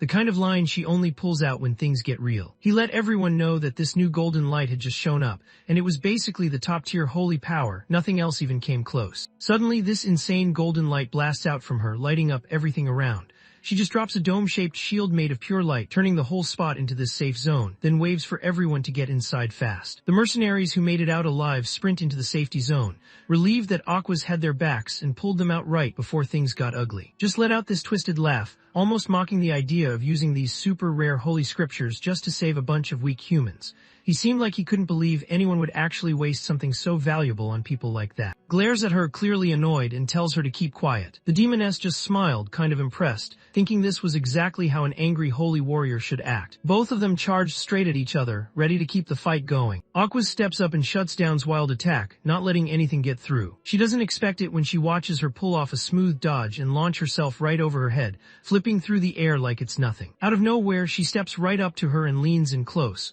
quietly saying that death is just death, and nobody's going to care about giving everything up for these losers. She lets her know straight up that if she keeps acting this way, she's gonna mess up and embarrass the name of her god in front of everyone. She gets real clever and gives her an easy option that's honestly hard to turn down. She needed to get rid of the holy power guarding the mercenaries, so she could finally go all out and defend herself for real. If she pulls off a win after that, everyone's gonna see her and her god as straight-up legends. Just threw out some heavy sarcasm, wondering if the Aquas would actually risk it all just to save a few regular humans. Spots what's really going on. She knows these are just lame mind games. None of what was said gets to her at all, it's all noise to her, nothing worth stressing over. Realizes her plan didn't work and just grins, throwing out a cold smile. She basically tells her to go ahead and die for her cause if that's what she really wants. She goes all out, pushing her dark energy to the limit, and dropping a heavy, focused blast that hits way harder than before. Aqua-'s giving it everything she's got, trying to hold back this insane attack with her holy light, but it's starting to lose power and fade out. Out of nowhere, just pops up right in front of her, moving so fast it's almost unreal, like she's not even human. He blasts out a surge of dark energy right up close, and Aqua almost dodges, but it still sends her flying back. She catches herself and gets steady again, but anyone watching can see she's rattled. Her face shows she's not cool with what just happened. Kept going at full speed, not letting her opponent catch a break for even a second. Purple rings blasted out, closing in on Aqua from every direction and locking her down tight, almost like a bunch of snakes wrapping around her. Aqua's ends up stuck in total darkness, can't see a thing around her. The demoness came at her from above, moving fast and sharp, kind of like a hawk zeroing in on its target. Has had enough of listening to the gods' holy scriptures. She just snaps and goes all out, throwing everything she's got into a massive attack. Takes a brutal hit and ends up spitting blood, getting slammed hard onto the ground. Right when things got sketchy, she snatched up her shield and stopped a stab that was about to take her out. Still, he kept going. Keeps going at her, not letting up, even though she's already down and can't do anything about it. The demoness starts building up a ton of dark energy in her hand, shaping it into this black orb. He launches it straight at her and totally crushes Aqua with the hit. The blast goes off hard, breaking straight through the golden shield that was keeping the mercenaries safe. One of the mercenaries totally loses it. He knows they're done for now, that nobody's got their backs. Flashes a wicked grin, letting everyone know she's not done yet. She's planning to finish them off after her main meal like they're just dessert. She chooses to go for the Aquas first, curious about what the legendary god dog might actually taste like. As her mouth opens, those sharp, beastly fangs look seriously intimidating. Right when was ready to attack, came out of nowhere and grabbed her jaw, stopping her just before she could snap at Aqua. He just looks at her totally chill and tells her to cut it out, like he's done with all the games. Aqua's and just freeze up when he shows up out of nowhere. Neither of them saw it coming, and it honestly leaves them both speechless. She's trying to figure out when he even showed up and how he pulled it off. She couldn't sense him around, almost like he just popped up out of thin air. Just goes for it and lands a straight-up solid punch right to his face. No hesitation at all. The blast launched her straight across the village, tearing through buildings and leaving a trail of destruction behind. He turns to, who's still frozen on the ground, and checks if she's alright. Aqua stares at him, totally stunned, and right then it hits him. This is the same guy who took down Kane like it was nothing. Stands up out of the wreckage, her eyes locked in and blazing with rage. She starts yelling calling him a stuck-up brute, and basically wants to know why he just barged in and messed up her meal. Brushes off his clothes and lets everyone know that is his friend, so there's no way he's letting her die. Gets more pissed after his cold comeback. She lets him know she was actually planning to spare him and mess with him as her new toy, but only after she finished off everyone else. He just grins, totally chill, and makes it clear he's not here to play by anyone else's rules. You could tell he wasn't about to let anyone mess with him. She just looks at him and throws out a wicked grin, like she already knows she's got the upper hand. He tells himself this is it, he's done for right here. She pulls out her weapon and suddenly there's this huge demonic scythe in her hands. Aqua struggles to stand, barely holding himself up. He looks over, basically telling the other guy to get out of there fast. He lets her know he's got the strength to back himself up, even though he looks pretty average. But she's not convinced. She's worried and points out that just being strong isn't enough to take down a demon. She pushes herself to stand up, not letting her rough shape slow her down, determined to prove she's still got the strength to fight. Aquas lets everyone know that getting rid of demons and cleaning them up for good is something only divine power can handle. She explains that this rule has been around forever, like since the beginning of everything. Now that they're stuck in the demon's territory, there's zero chance something magical is gonna bail them out. Pauses for a second, really thinking about what she just said. He spots how rough she looks, sees the injuries, and can tell she's in no shape to throw hands right now. Doesn't back down at all. She knows she's got a job to do serving her god, and there's no way she's running from a fight. For her, it's all about stepping up and taking on whatever evil comes at her, even if it means pushing herself to the limit. Really respects how she never gives up and always sticks to what she believes in. He tells her to sit this one out and let him handle it, wanting her to take a break. She just stands there, kind of thrown off by what's happening. He flashes a big grin, looking hyped, and lets her know he's always wanted to take on a demon himself just to see what he's really made of. Basically lets him know he has no clue what's really going on and starts roasting him, acting like there's no way he could ever lay a finger on her with how weak he is. Calls her out, basically telling her to prove if she's for real or just talking. The demoness casually runs her tongue over her claws, clearly enjoying herself. She's already thinking about how much she wants to see his face change when she goes after him, ready to mess him up just to watch his eyes react. She takes off, going all in with everything she's got, moving crazy fast and hitting hard right from the start. Dark energy started swirling all around her, spinning into a huge vortex that pulled everything in. She shoots out of the vortex, moving insanely fast straight at Aqua. Sees it all go down and her heart pretty much drops. She's actually scared for what might happen to him. Stays totally chill, not even flinching, and just lands a clean, hard punch right to her face while she's going in. The hit sent her flying, her head just destroyed from the impact. Aqua's just stood there, frozen, not believing what she had just seen. Couldn't move, just standing there with her eyes wide, trying to process what she'd just seen. Had taken down a tough demoness with one punch, crushing her head like it was nothing. She started questioning if a human could even pull off something this unreal, her mind racing and her voice barely above a whisper because she was honestly scared. While all the chaos was going down, started pulling himself back together right in the middle of everything, his body rebuilding out of this wild, swirling dark energy. Just watched it happen, barely reacting except for a cold grin. She seemed totally unfazed, like it was no big deal that her head could just regrow after getting smashed. She stared him down, her eyes lit up with straight-up hatred and surprise. Her voice came out rough as she tried to figure out who he really was, since there's no way a regular human could pull off what he just did. He just said he was a regular barbarian, nothing special. Wasn't having it at all. She got mad fast, thinking he was trying to play her or act like she was dumb. She got totally lost for a second. Her demon instincts just couldn't pick up anything, no magic vibes, no weird energy, nothing coming off at all. She was sure now he wasn't using aura magic or anything special to boost himself. After seeing how wild that result was, she knew she had to see for herself if this insane strength was actually real. She flashed an evil grin and launched herself at, moving crazy fast. She went all in, yelling for him to just end it right there. He acted all cocky, saying it was kind of embarrassing to fight someone so weak, but he knew he had to put an end to this mess anyway. Out of nowhere, her smile just stopped, like she'd seen something wild. Grabbed her wrist so fast and smooth, it was like he was barely even trying, almost like he was dealing with a kid throwing a tantrum. She barely had time to realize what was going on before he stepped in and hit her with a punch straight to the chest. The impact was wild, like getting hit by a cannonball. She got knocked back hard, flying through the air, blood coming up as she landed. For the first time, she actually felt pain cut through her demon body. She got launched through the air so fast, it was like she was nothing, just tossed around by something way bigger than her. She crashed down hard, hitting the ground so tough that the impact left a dent in it. He stood there, hands shaking, trying to process how just one punch could do that much damage. Noticed she was starting to heal up again, just taking it in stride. Meanwhile, the demoness suddenly caught on to something wild. His punch didn't have any magic or aura boost behind it. It was just straight up raw strength, nothing else. Looked at her, really curious about how she healed up so fast and so well. He tried to figure out what was actually going on behind it, like what made her able to recover like that. He didn't even pause to see what would happen next. He just kept going, slamming his foot down so hard that the ground literally shook. The rocks nearby split apart like he was too strong for his own good. He darted at her so fast, nobody even saw it coming. She was still trying to get her head back together, but he was already on her before she had a chance to react. He snatched it up with both hands and slammed it down hard, not holding back at all. He came in strong with a sidekick, blasting her across the place again. Her body was all busted up, just scraps lying everywhere on the ground.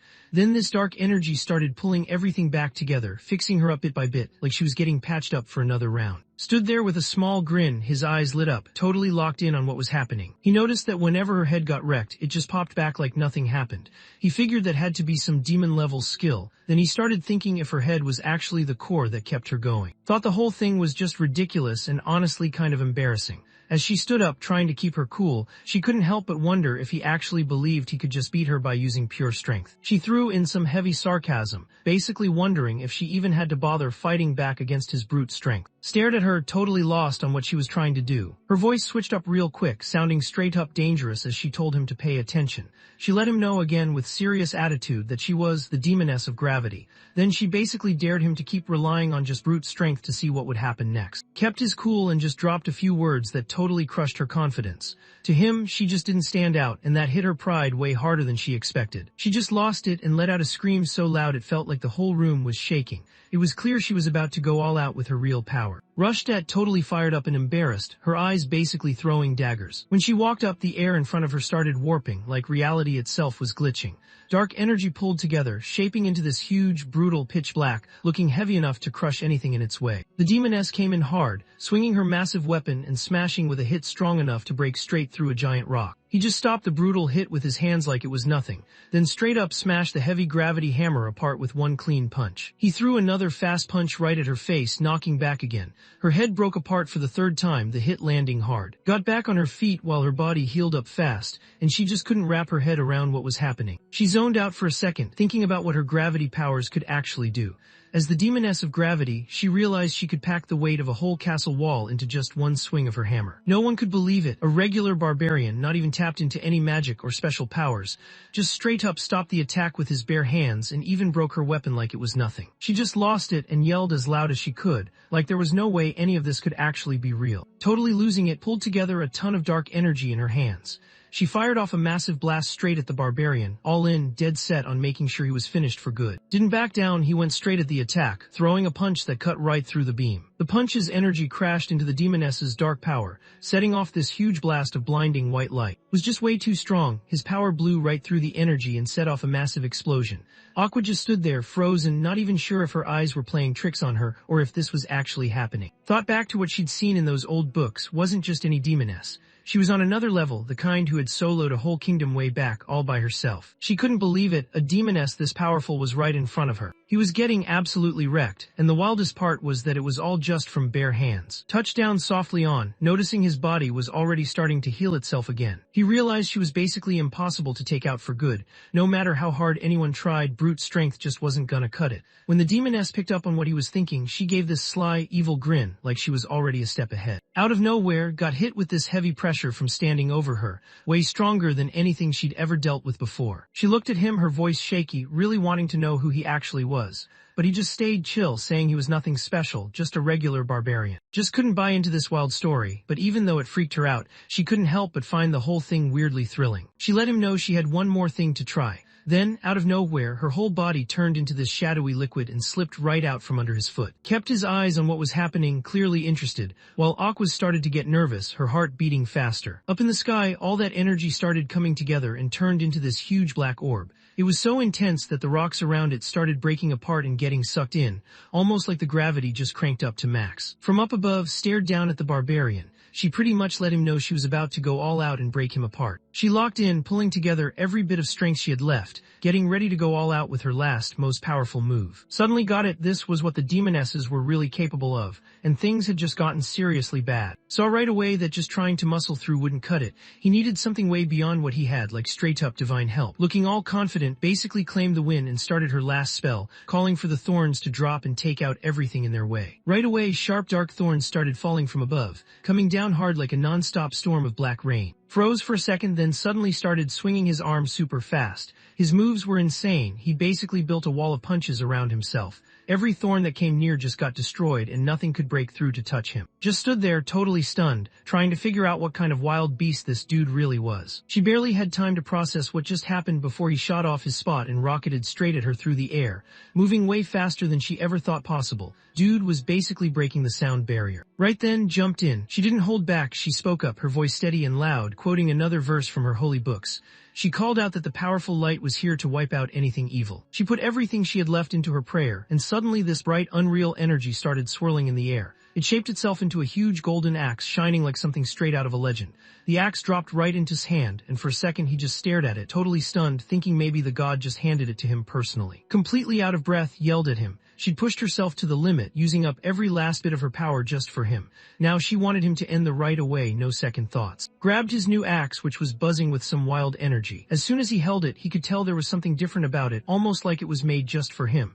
Without wasting any time, he faced the demoness, letting her know things were about to get serious. He brought the axe down hard, and its holy power just tore right through her. Right then, realized it was game over for her. The divine light started tearing through her, burning her up from the inside out. She couldn't hold back the screams. This pain was next level, and it had her completely done. She dropped to the floor, totally wiped out, not moving at all. Walked over, chill as ever, acting like the whole fight was just some light entertainment to him. barely hanging on, thought it sucked to get sent back to hell in such an embarrassing way. Still, she didn't see it as a total L. At least now she knew for sure that someone like was actually out there. She wanted to know his last name, so he just said. As soon as Aquas heard it, she totally freaked out and started screaming. She was seriously scared. Just lost it and started laughing in this wild, desperate way. Using up her last bit of energy, she opened up this unreal channel that sent out a powerful message, echoing through every corner of hell and reaching everyone stuck in those dark places. He demanded everyone remember the name the Barbarian, making sure it stuck in their heads for good.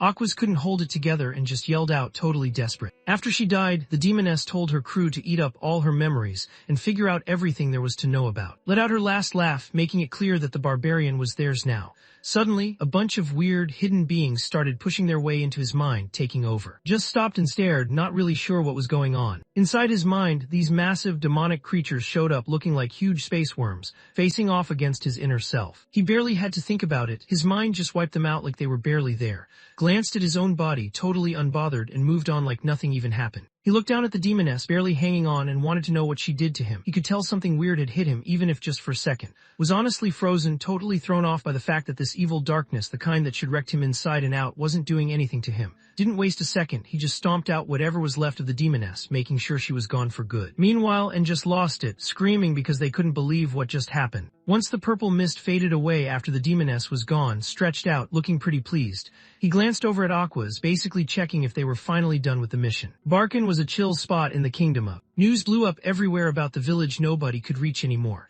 People started talking online, and everyone realized something bad had gone down there. After the attack on the village, newspapers blew up with sketches and wild guesses about this demoness. Everyone was pointing at her for what went down. The ruler of the territory slouched at his desk, looking worn out and sad. He just couldn't wrap his head around how something this bad could hit his small place, especially after all the work he'd put in to keep it safe. After that tough fight with things weren't chill for long. Now there's a new problem, some demon with a name that's been popping up in old history books. Even with everything falling apart, at least the Sun God's Inquisitor pulled through and pushed the demoness back for a bit.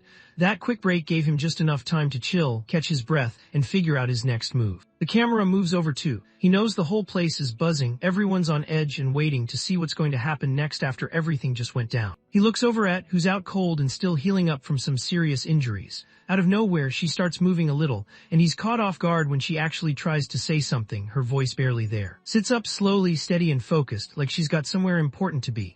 Watches her, obviously worried, and wonders out loud if she should chill for a bit longer before heading out, just to make sure she's good to go. Doesn't back down and lets him know she can't wait around anymore. She's got to get word to the Holy Land about everything that just went down here, and she needs to move fast. Gets where she's coming from and totally respects how she made up her mind. Looks at him and really means it when she thanks him for having her back. She knows if he hadn't stepped in, she would have been totally at the mercy of that demoness, probably stuck as her toy with no way out. Just shook his head and brushed off the thanks, acting like it was no big deal. To him, he'd only helped out because that's what friends do, nothing more, nothing less. He looks at her kind of curious and wonders if they're actually friends now. Gets caught off guard, she never even thought about something like that.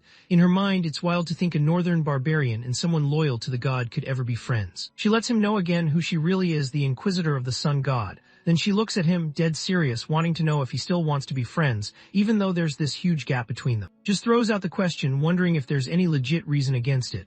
Aquas thinks it over for a sec but can't come up with anything solid, so decides it's not a big deal. Looks like their friendship's actually on the table. Aquas gives a quick nod, a small grin showing he's on board. Brings up something that's been on his mind. He wants to know if it's actually true that you shouldn't tell a demon your real name. Nods and says yeah, that's legit. She explains it's all about this thing called marking, and that's why you have to be careful. She lets him know that demons use names to secretly leave a mark on someone's soul, something you can't see but definitely sticks. The mark basically turns the person into an easy target, drawing in all the bad stuff out there. Once it's on you, it's like every evil thing knows where to find you, and they never really let up. Back in the day, she explains, people with this mark had to go through some wild, complicated rituals just to get rid of it. If they didn't, evil forces would hunt them down and finish them off, no mercy. Looked at her clearly worried, wondering if his run-in with the demoness meant he'd gotten marked too. Aquas steps up right away, letting him know he got lucky and didn't get marked. She lets him know that now the demons in hell probably know his name. She lets him know he shouldn't stress about it since they can't really find him without that mark. As long as he doesn't run into them again, he's basically in the clear. Can't help but notice that even though he's strong, just using brute force wasn't enough to take down the demoness. Aquas breaks it down, saying demons are built different, nothing else out there is like them. She starts sharing an old story, saying that way back, the great gods were the ones who made humans and brought them to life. Strange creatures from somewhere else started getting way too interested in what humans were doing, and it definitely wasn't for anything good. Creatures from another dimension straight up invaded their world, showing zero mercy and wiping out people in the most brutal ways possible. Things got so out of hand that even the gods had to step in, backing up humanity and calling those monsters demons. After a wild showdown, the gods kicked the demons out and locked the gate tight behind them. Kept breaking it down, talking about how the gods came through and saved everyone from getting wiped out. After that, people started building churches and temples to show respect. Life got chill, and with the gods actually helping out, humans started leveling up fast. Civilization just kept moving forward. Nobody really knew why, but after a while, demons started creeping back into the human world, taking things slow and not trying to get noticed. Demons couldn't be taken down by normal stuff since they were all about that spiritual energy. So the gods picked out their most loyal followers, handed them some holy power, and sent them out to deal with the problem. Realizes from what she said that demons don't go down from just getting hit, since they're from a whole different dimension. Aquas backs him up, explaining that these things weren't even supposed to exist in this world in the first place. Notices how these strong beings keep showing up all the time, and he's honestly worried. He knows if this keeps happening, it's going to be a huge problem for everyone. Aquas lets him know that top-tier named demons don't just show up in their world out of nowhere. She lets him know that lately dungeons have been popping up in weird patterns not like before. Something's off, and it looks like the sealed demon world is starting to mess with their world. More and more evil creatures are showing up, creeping in little by little. She points out that all this weird stuff started exactly a year back. Hearing that, instantly remembers. It lines up exactly with when he took on his last mission out in the huge snowfield. When their conversation finally wrapped up, thanked one more time for all he'd done. She let him know she had to head out now, but told him he should stop by her religious order sometime. She'd make sure he felt right at home. Grins, totally down for it. Later on, while she's riding in her carriage and the trip's just getting started. Aquas knows she's still not back to full strength, but she decides she can't just sit around and wait. She has to let the great saintess know what went down, no matter how rough she feels. She starts thinking about, kind of thrown off by how the sun god never dropped any hint or prophecy about this wild and powerful barbarian. Somewhere else, Cain drags himself down this super fancy hallway. He's totally wiped out after spending way too long stuck in a meeting with the Emperor. Out of nowhere, this guy with long black hair steps out from the darkness. He looks at Cain and points out that things really aren't going his way right now. Cain spots the new guy right away and knows it's the top boss from the Magic Tower, the spot where all the strongest wizards and magic users hang out. Cain shows up at the palace, and the head of the Magic Tower wants to know what he's doing there. Cain lets him know he's just dropping by to give a full update about how his last mission went. The Tower Master catches on real quick and figures out it was a scouting mission to the demon world,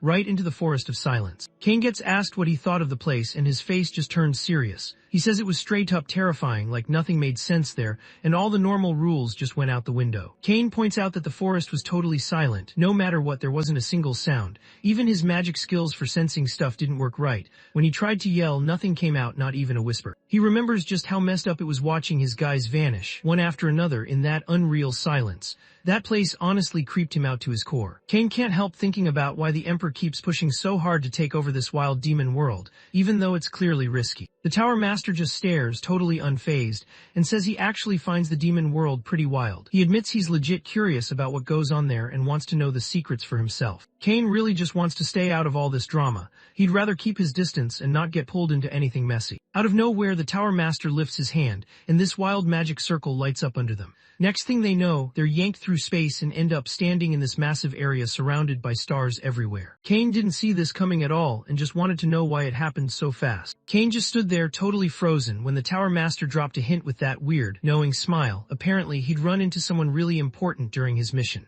Cain didn't know what to think, it just caught him completely off guard. He suddenly gets really mad when he figures out the Tower Master slapped a Watcher's Eye spell on him just to keep tabs on everything he's doing. The Tower Master admits he really did it last time they met, saying it's one of the few things he actually enjoys. Cain can't help but mutter some choice words under his breath. Cain chills out and kind of shrugs it off, thinking the guy's already seen it all anyway, so he wonders what else the dude could possibly want from him. The Master of the Magic Tower wanted to know what Cain thought about the barbarian from the White Snowfield. He'd always heard stories about this guy, thinking he was just some some legend people talked about online or in old stories, but now he was actually real and it kind of threw him off. It points out that this barbarian could take out a pro like Kane and absolutely wreck a like without breaking a sweat. Seeing how he showed up out of nowhere from the edge of the white snowfield, it's pretty clear he's the real deal. Kane didn't see it coming at all when he found out was the one who took down. Word around the magic tower was moving fast. People were already talking about the legendary sorcerer who once had the whole continent on edge.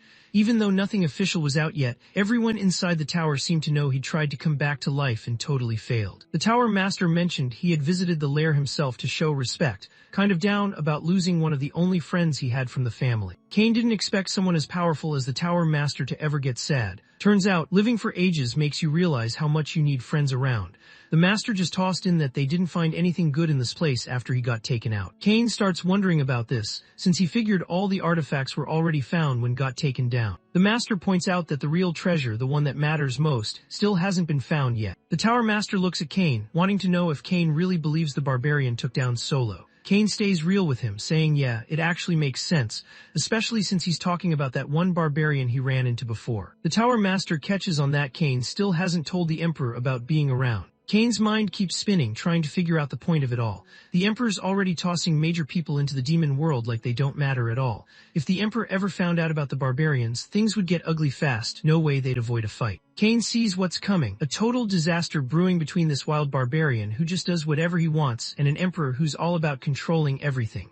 He knows their clash is going to pull the whole kingdom down with them. The Tower Master hears what Kane says and actually finds it pretty interesting. He wonders if Kane really thinks this barbarian could take on the whole empire solo. Kane just kind of shrugs, not really sure how it would go down. He got that same vibe he had when he first ran into the Tower Master, like he was standing in front of someone on a whole different level, someone who just had that unreal kind of power. The Tower Master starts thinking about whether could actually be a legendary hero, but honestly, he doesn't think he's ready to say for sure just yet. After hearing Kane talk, the Tower Master could tell right away that wasn't just some random guy, he was important. Kane was totally on the same page about that. Over in the packed streets of Barkan territory, was making his way through the market when the woman ahead of him suddenly tripped, looking like she was about to hit the floor. Moves fast and grabs her right before she hits the ground, stopping her fall just in time. He tells her to watch where she's going next time and checks to see if she's alright. He's used to people dipping as soon as they spot him, usually not even giving him a second glance. But this time the woman surprises him. She actually thanks him, acts super polite, and gives him a respectful bow before heading off like it's no big deal. Just stands there, totally thrown off by how chill she is about everything. He checks out his surroundings, picking up on this weird vibe in the air. People walk past him, a few giving him quick looks, but nobody's dodging him or acting scared like they normally would. He's straight up confused, trying to figure out why everyone's acting so different all of a sudden. She finally quit dodging him. The governor of Barkan had dropped by his office, checking if he was doing alright. He'd heard the rumors about nearly getting targeted by the she-devil, and wanted to see for himself if the guy was back on his feet. Says there's nothing to worry about, but honestly he has no clue what a mark even is. Even though the governor knows how strong he is, he can tell stuff around him isn't the same anymore. He wonders if the guy's talking about the people and gets a nod, yeah, it's the locals. The guy breaks it down, saying the switch-up probably started 'cause of all the rumors going around. The governor keeps talking, pointing out how the guards and mercenaries who made it through the chaos couldn't stop talking about it. After went down, the whole squad pretty much dropped, except for one guy who stayed up. When the survivors woke up, they saw his axe glowing like it was charged with some next-level power. After that happened, everyone who was there started thinking had given him some of her power. Word spread fast, and people began calling him the guy who took on the demon with by his side. The governor says sorry to him and explains that he tried to fix things, but the rumors were already everywhere. Just shrugs it off, not really bothered by any of it. He starts to get why nobody seems scared of him. The governor nods, thinking they probably see him as the enemy of the devil. He thinks about the new title he's got and it hits him. This is what people will know him for now. Back at the mercenary guild, the receptionist let him know he got promoted. She said congrats, making it official. He just leveled up his rank. He finds out he's suddenly ranked C, skipping right past 3 levels. That news catches him off guard, but the receptionist lets him know he actually pulled off something big enough to deserve it. The receptionist lets him know they'll get him a new mercenary tag, but since it's getting made just for him, he'll have to wait a bit. She lays it out, once someone hits C rank, they're officially recognized by the guild as a real mercenary.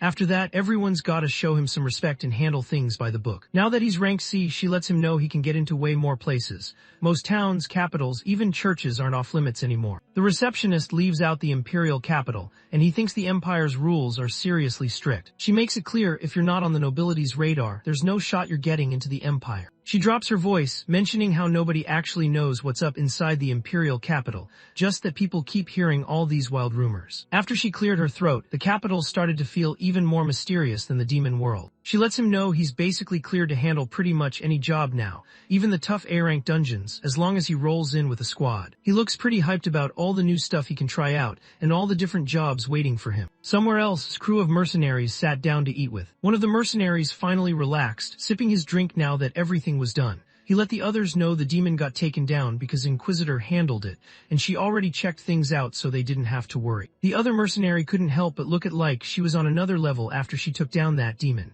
He was seriously impressed by what she pulled off. Turns out never blacked out that day. Because she stayed awake, she got to see just how strong he really was and watched him totally dominate a named demon. She figures out that just showed up, grabbed some of the food that was already made, and ended up getting all the credit for what he did. After getting the new promotion, the mercenary wants to know what he's planning to do next. He says nothing's gonna be different, and he's just gonna keep grinding as a C-rank mercenary. The mercenary can't help but respect how chill is about everything, especially after taking down a demon like it was just another day. Meanwhile, just stays acting like it was no big deal at all. She thinks to herself that nobody should let this guy trick them, because he's not even acting like a real person. He wants to know what they've got lined up for the future. The mercenaries are straight up F-rank and honestly don't have a lot going on right now. The mercenary with his hair tied back honestly just wanted to coast through life, leeching off others until the end. Now that he's seen him, he's actually down to give life his all. Next, he wants to know what's got lined up. She says she's just doing what Lady wants, nothing new.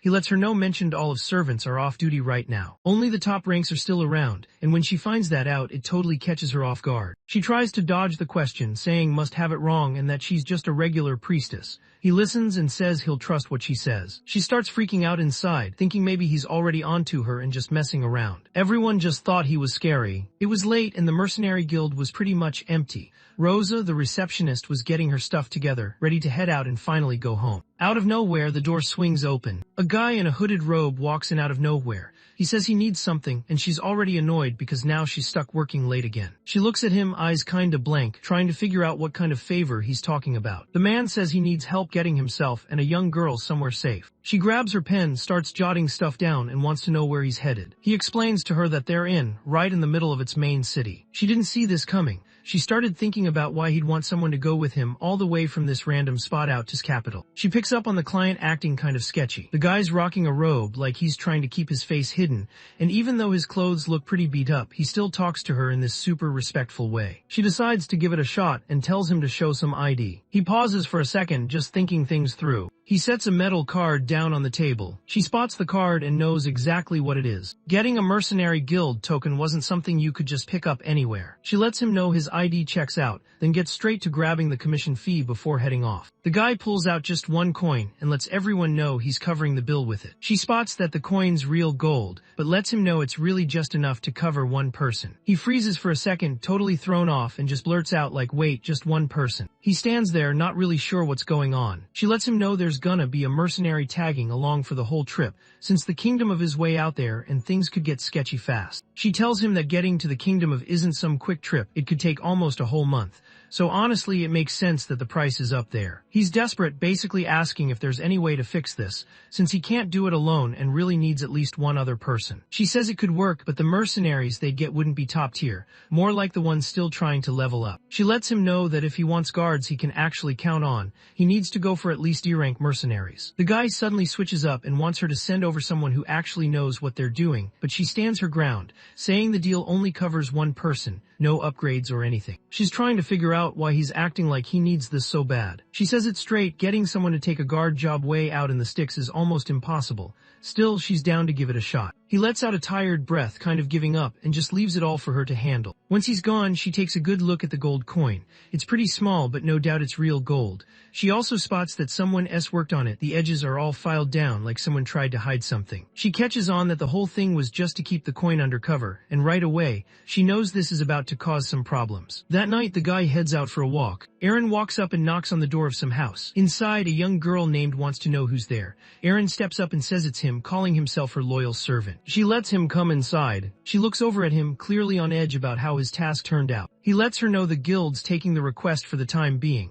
She chills out a bit and wants to know how many people are in on this. He quietly lets her know there's just one left. He says sorry, mentioning they didn't really have enough money. They both start getting annoyed. He keeps thinking he messed up for falling for the trick, but she tries to chill him out and lets him know he's not the one to blame. He totally breaks down, crying loud enough that the whole building can hear. One of the neighbors finally yells at him to keep it down. She wants to know how long this is gonna take, but he really has no clue. With them still searching for someone they can actually trust, he can't give her any solid answer. She realizes they're going to have to wait it out, but she's cool with it and appreciates what he did. He's just sitting there looking down, and anyone could tell he's not having a good day. She stands there looking stressed. He's super embarrassed right now, almost wishing he could disappear. Deep down, he's thinking about how tough it is to actually meet someone, and the whole thing just kind of stresses him out. He starts beating himself up for messing things up, and she points out that they're almost out of food. He just shrugs and says maybe they should go without eating for a bit. She tells him it isn't on him, even when he brings up telling the region's governor about what happened. She shuts the idea down right away. She's convinced they can't really trust anyone, and even thinking about bringing in a bodyguard feels way too risky. She brings up why they had to leave their kingdom behind and run for it, and how back then they couldn't even tell who was on their side. She mentions that even though it's been ages since they got out, they still haven't heard anything from back home. He tells her he's sorry and admits he's lost his nerve lately. She wants to know if the kingdom of is actually safe or if things are about to go sideways. He lets her know they'll be safe here, saying the king have promised to keep them protected ever since the princess was born. They might even have their backs if they want payback. He knows has to make it out, no questions asked. She's the princess, and if something happens to her now, the whole kingdom's basically done for. She's on edge, not sure if trusting a single merc is a smart move. He lets her know it's all good. That's why they paid in gold, so the guild would handle everything and pick someone they can actually trust. He's not stressed about it at all. She starts thinking about who might be assigned to guard her, hoping it's someone cool. Maybe a mercenary who looks like he just walked out of a fantasy game, all-night vibes and everything. Somewhere else, he's just sitting around, bored out of his mind, thinking about what his old crew might be up to right now. He remembers those guys from the white snowfield, the only ones who actually hung around him when everyone else kept their distance. He starts thinking maybe the mission's done now. He thinks back to when he first opened his eyes in that endless white snow, and that mission window was just always there with him. At first, he figured this had to be a dream, but the freezing air and those monsters proved it was all real. He remembered the main goal right away, make it through the week no matter what. He was out in the freezing cold, and the mission window basically kept him on track, but once he left the snowy area, nothing new popped up for him to do. He's sitting there, realizing he's kind of bored now that everything's chilled out. He starts wondering if those missions were just something that only happened out on the white snowfield. He isn't totally sure about everything, but he gives the system window a quick thanks and figures he'll just do his own thing in this world. The next day, he rolls up to the mercenary guild, and Rosa hands him a new job. He wants to know what kind of job it is. She lets him know it's basically an escort gig where they have to make sure the client gets to their spot without any problems. The people they need to protect are a woman and an older person.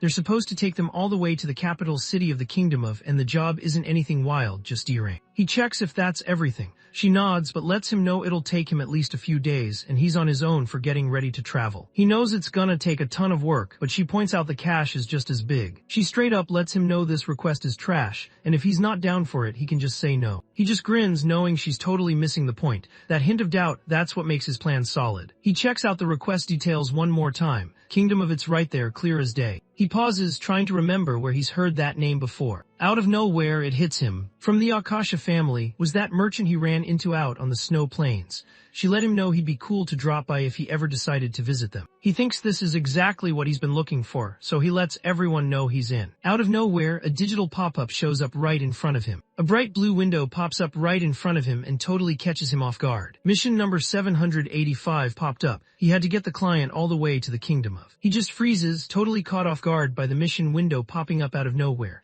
She spots how weirded out he looks and checks on him, worried something's off. The scene flips over too, as he catches the sound of someone sprinting nearby. There's a knock at the door and she's curious who it could be. The door swings open. Aaron bursts through the door out of breath. She spots him right away and calls out, her mind racing. Was it the trackers? It looked like they might be in trouble again. He smiles, letting her know the request went through. She's left kind of lost, not really sure what's going on. He starts telling her, barely able to hold back his excitement, that the only C-rank mercenary around here just took their job. She lights up right away, totally hyped, and wants to make sure she heard him right about the C-rank mercenary. He lets her know the news is real, says the meeting's set for tomorrow, and tells her she should rest up. She's totally on board and sounds excited. excited. He checks out this random mission window that just popped up in front of him. The number 785 is stamped on it, along with all the info. The job is to get the client safely over to Kingdom. He just sits there deep in thought, trying to process everything. He's kind of thrown off seeing the mission pop up now after everything has been super quiet. He starts thinking maybe these missions aren't just for the white snowfield after all. He gets this sense that there's more going on than what's on the surface. While he's lost in thought, thunder suddenly crashes outside. That night, Aaron just sat there, not saying a word, inside the mercenary building. She just can't get any sleep.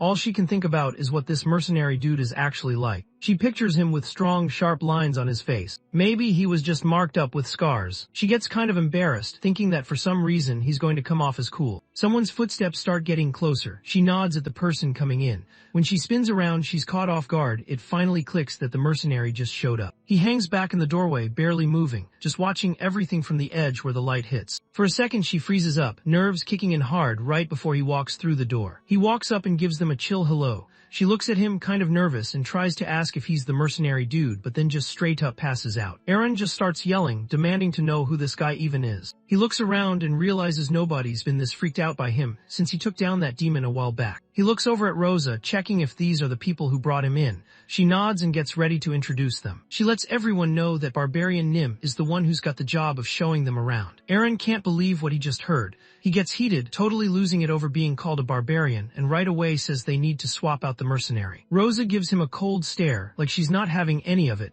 basically questioning if he's got a problem with what the mercenary guild decided. He immediately shuts it down. She lays it out straight for him. If he can't trust the guild's call, they're just going to cancel the deal and give his cash back. He starts to pull back, realizing he's kind of on edge, like he could blow up any second.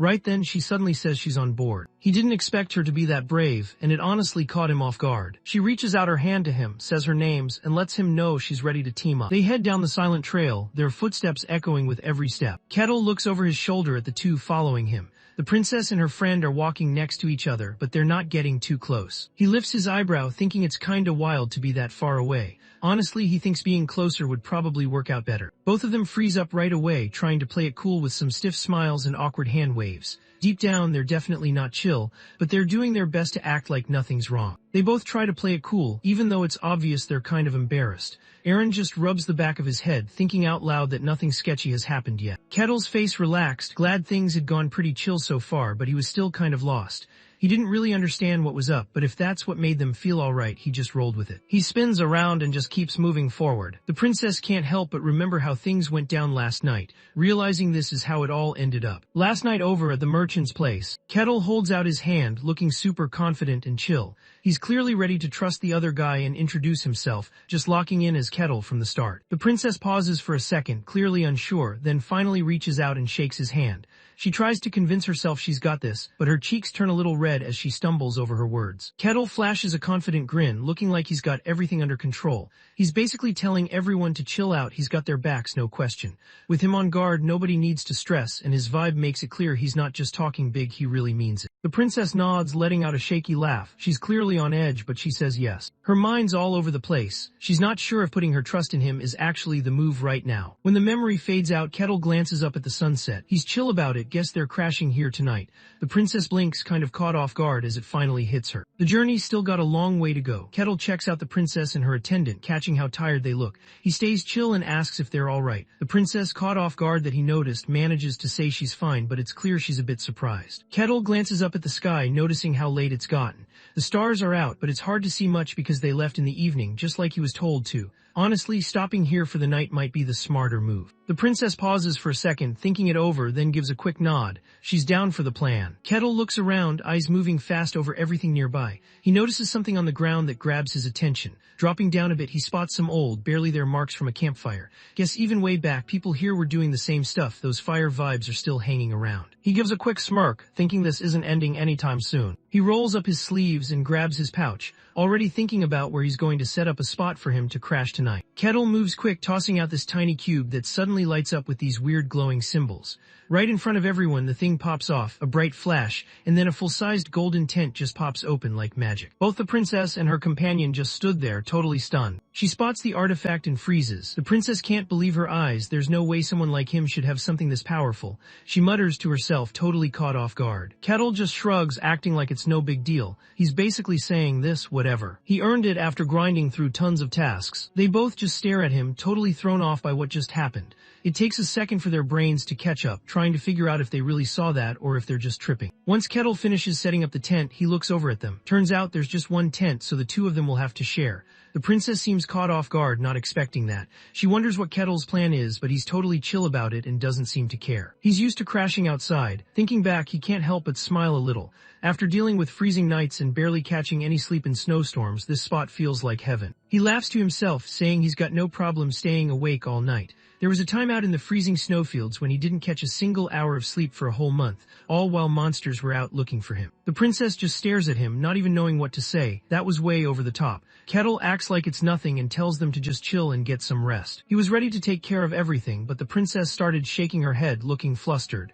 She clearly didn't want him to step in, almost like she needed to handle it herself. Her face changes, and even though she tries to hide it, she's clearly touched. She glances at him, worried. She doesn't think he should push himself that hard. She quietly suggests they switch off, keeping watch. Kettle just folds his arms, looking totally chill. He doesn't really care either way. Her attendant stands next to her, both of them on the same page. Kettle takes a second, eyeing them, kind of caught off guard by how set they are. He lets out a breath, half smiling, like he knows there's no way he's talking them out of it. The night drags on and Kettle hangs back, posted up against a tree while the other two chill by the tent. He had it in his head to pull an all-nighter after that switch-up, but now he just watches them from a distance. It kind of stings, seeing them whisper to each other and smile before heading into the tent. He just shakes his head, and in the tent the other two can't help but wonder what Kettle might do while they're sleeping. The wind just slides through the trees, and the night ends up rolling by quietly. The next morning, sunlight cuts through the trees, lighting up the campsite. Birds start making noise, kind of hyping up the new day. The tent catches the glow, and just like that, their trip kicks off again. Inside, the princess barely has the energy to move. She's running on zero sleep and honestly feels like she might pass out. She grabs her stomach as it lets out a loud growl. Her attendant just sits next to her, both of them looking like they haven't eaten in ages. Her stomach suddenly rumbled loud enough for anyone nearby to hear. She went red, totally embarrassed. She couldn't help but wonder if someone was out there and heard it. He turned around, looking kind of entertained, and noticed she was probably starving. He had this small grin on his face. The princess just froze, way too embarrassed to say anything back. It had been forever since she'd eaten right, and Kettle just pointed it out like it was no big deal. He told her to hang on for a second. She blinked, a bit unsure, then nodded. Kettle pushes up his sleeves, ready to get to work. He's about to make something to eat, and the princess just freezes. Cooking, that thought totally throws her off, and she's caught off guard. He starts grabbing everything he needs and gets ready to cook. The smell of food cooking hits the room and just takes over. Her cheeks turn pink while she mumbles to herself. She can't believe a barbarian is actually cooking. She and her attendant just looked at each other, totally lost for words. Aaron just stood there, mouth wide open, wondering if he'd ever figure out how to cook. Kettle barely reacts, just casually flips the pan like he's done it 100 times. For him, it's no big deal. It's just something he messes around with for fun. Kettle doesn't even bother glancing back. The princess and her friend keep their eyes glued to him while he starts telling his story, sounding chill but serious. Back with the Stonehead tribe, nobody really cooked anything. They just went full savage, tearing up raw meat from whatever animal they managed to catch. You could hear a bit of nostalgia in his voice, almost like he found it funny now. Everyone was just focused on eating as much as they could. Kettle can still picture the wild hunts and crazy fires. But while the others went raw, he'd actually cook up whatever was left from those beasts. Out in the snowfields, everything you could find to eat was nasty or straight up risky. Thinking back, he couldn't help but grin at all those rough days where nothing went right in the kitchen. After messing up a bunch of times, he finally started getting the hang of it, dialing in his cooking skills. Now Kettle stands there holding up a hot bowl, looking proud, while the spirits of his tribe, the ones he lost, are hyped up and supporting him. He learned how to cook in places where even getting a fire started was tough, and you could tell he was kinda proud about it. With flames spinning around him, he made it clear he could cook anywhere, no problem. Kettle checks out the pan, watching the food cook. Honestly, he thinks this is way too simple for him. He grabs the food, drops it on a plate, and faces them. It's ready to go. Steam comes off the plate. The food looks way fancier than anyone expected, shining in the sunlight. Both of them just stare, eyes huge. This was not what they thought was coming. The princess freezes for a second, totally caught off guard. She gets caught off guard and quickly waves her hand, trying to play it cool. She says she's good and acts like she's just not into oily food, stuttering a bit but not wanting to lose face. Her friend just shrugs it off, looking like he's cool with what he already has. Kettle lifts an eyebrow and lets out a quiet laugh. He gets it, maybe jerky's more this guy's style. She's about to say something, but before she can even get the words out, Kettle lets out this loud, over-the-top sigh, basically acting like he's stuck eating by himself. He really tries to play up how sad he is about it. He goes straight for the food, not holding back at all, just enjoying every bite as the smell takes over the whole camp. The princess just stands there, fists tight, staring down the meal like she's starving too. She really wants some. She didn't trust anything a barbarian made in the kitchen, but her stomach started making noise, totally calling her out. Arms crossed, she tried to look tough, thinking there was no way she'd actually eat that stuff. The sun dipped down, and just like that, the camp got swallowed up by the dark again. It was already night 3 on their trip. Inside the tent, the princess can't seem to get comfortable. She keeps tossing around, making some annoyed noises. Her stomach twisted hard, making her wince. Next to her, her attendant snapped awake, looking freaked out and confused, instantly worried about her. 3 days in, Aaron's still out there on the trail. The sun's just starting to break through the trees, lighting up the camp. He's posted up next to the fire, just zoning out, eyes locked on the flames. He looks totally drained and guilty. After days hiking up this mountain with barely anything to eat, everyone's running on empty. He looks over at the princess lying in the tent, looking super weak and pale. For someone who's always been treated like royalty, this whole situation has to be way too much. He can't help but wish he'd noticed what was going on sooner. His hands ball up into fists. He's pretty much just blaming himself for not realizing how bad things were getting. But then he hears her voice from inside the tent, real quiet, saying she's okay. He looks up kind of surprised and sees her trying to smile even though she's clearly tired.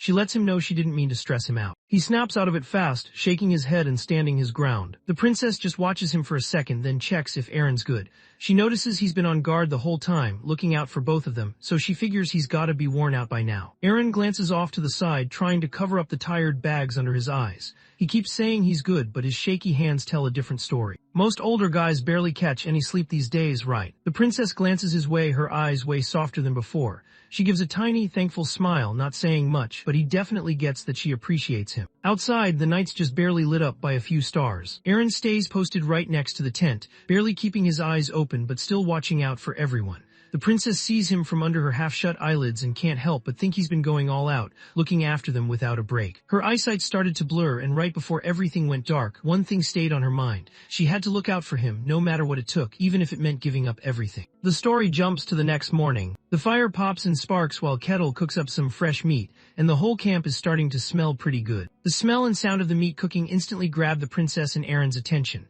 Kettle's flipping the meat like he's been doing this forever, just humming to himself. Both of them are watching from a bit away, kind of hungry, but also impressed at how smooth he is with it. When Kettle's finally done, he brings over the food, and it looks golden and cooked just right. Dude's clearly proud of his work. The smell by itself has their stomachs rumbling. He couldn't hold back anymore. The princess's face turns red, and she quickly hides her mouth with her hand. She looks kind of caught off guard, almost like she's not sure what to do next. She can't hold it in anymore, her pride just can't beat her hunger. The princess puts on a fake smile, hoping no one notices how uneasy she is, and then lets everyone know she's gotta dip out for a bit. Kettle sees her bolt out of there, and just figures she probably really needs to hit the bathroom. He looks over his shoulder, just now noticing how fast she dipped out and right away. He says sorry if he came off rude. She tries to play it cool, brushing it off with a nervous wave. Even though she looks a bit embarrassed, she can't really find the words and just keeps messing with her cloak, clearly unsure what to do with herself. After a bit, she dips out again and he looks away, watches her walk away, and for a second you can see he's kinda worried. He doesn't say anything about it though. Instead, he just goes back to the fire, flipping the meat and staying locked in on what he's doing. Aaron just keeps his eyes on the guy for a bit. Lets him know he gets it. The princess isn't really sold on him yet. He stops for a second, then answers seriously.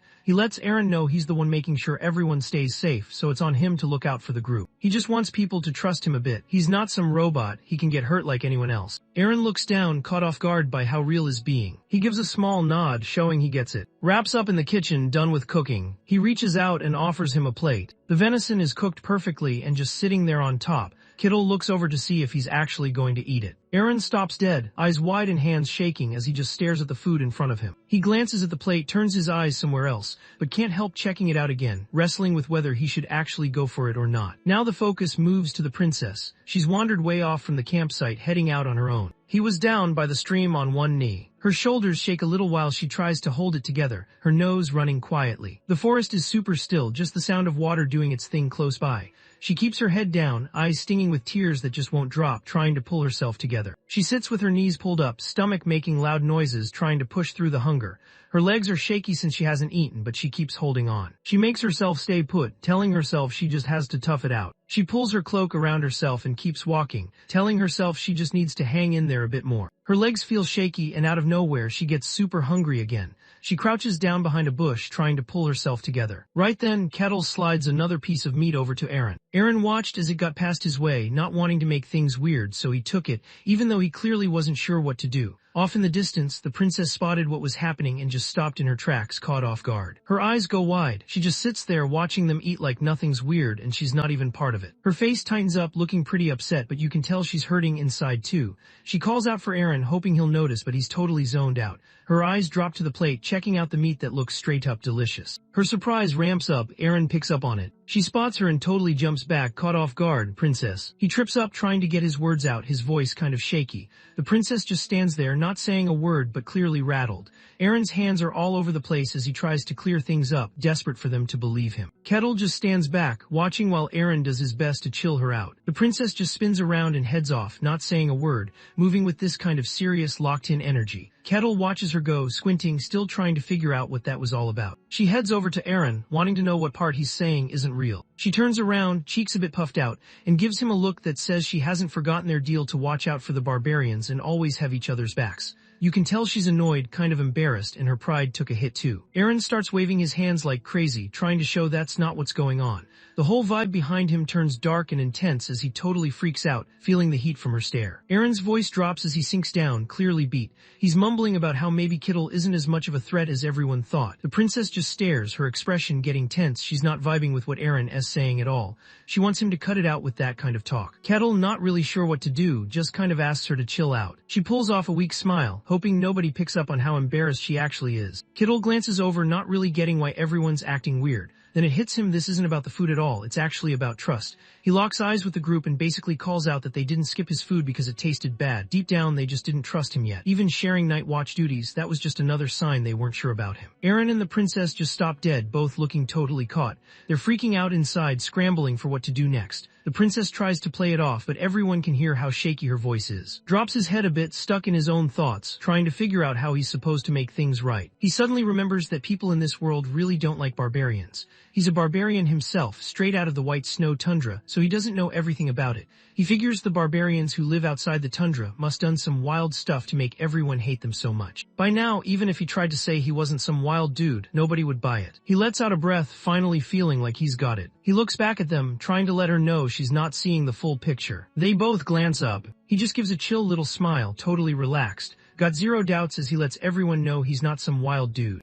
Lately, I've had a strong addiction to watching manhwa and manga recap videos. Every single day, I find myself binging one after another, losing hours and days doing absolutely nothing productive. And honestly, it's getting out of hand. So, maybe we can make these viral videos too. I mean, look at the views, the growth, the community these creators are building. It looks simple, right? But that's a trap. You go down this endless rabbit hole, spending money, losing sleep, hiring editors and writers from Fiverr and Upwork, and still feel like you've been robbed. Because don't forget how emotional the YouTube algorithm can be with making videos go viral. It's unpredictable, especially when the market's saturated, competition's relentless, and somehow other creators are dropping 10-hour videos daily while you're stuck trying to finish one. That's when I realized something had to change. So, I built the solution, the Webtoon Narrative Suite, a complete one-click system that handles everything from cropping, script narration, text-to-speech, image processing, and full video generation in one smooth process. Save money, reduce hours of work, and have a tool that only gives you straight results. Click on the link down below and experience it for yourself. And if you want even more tools to supercharge your YouTube recap journey, visit my Ko-Fi and Patreon pages where I drop weekly new tools designed to keep you ahead as AI continues to steal our jobs. So tap in now before you get left behind.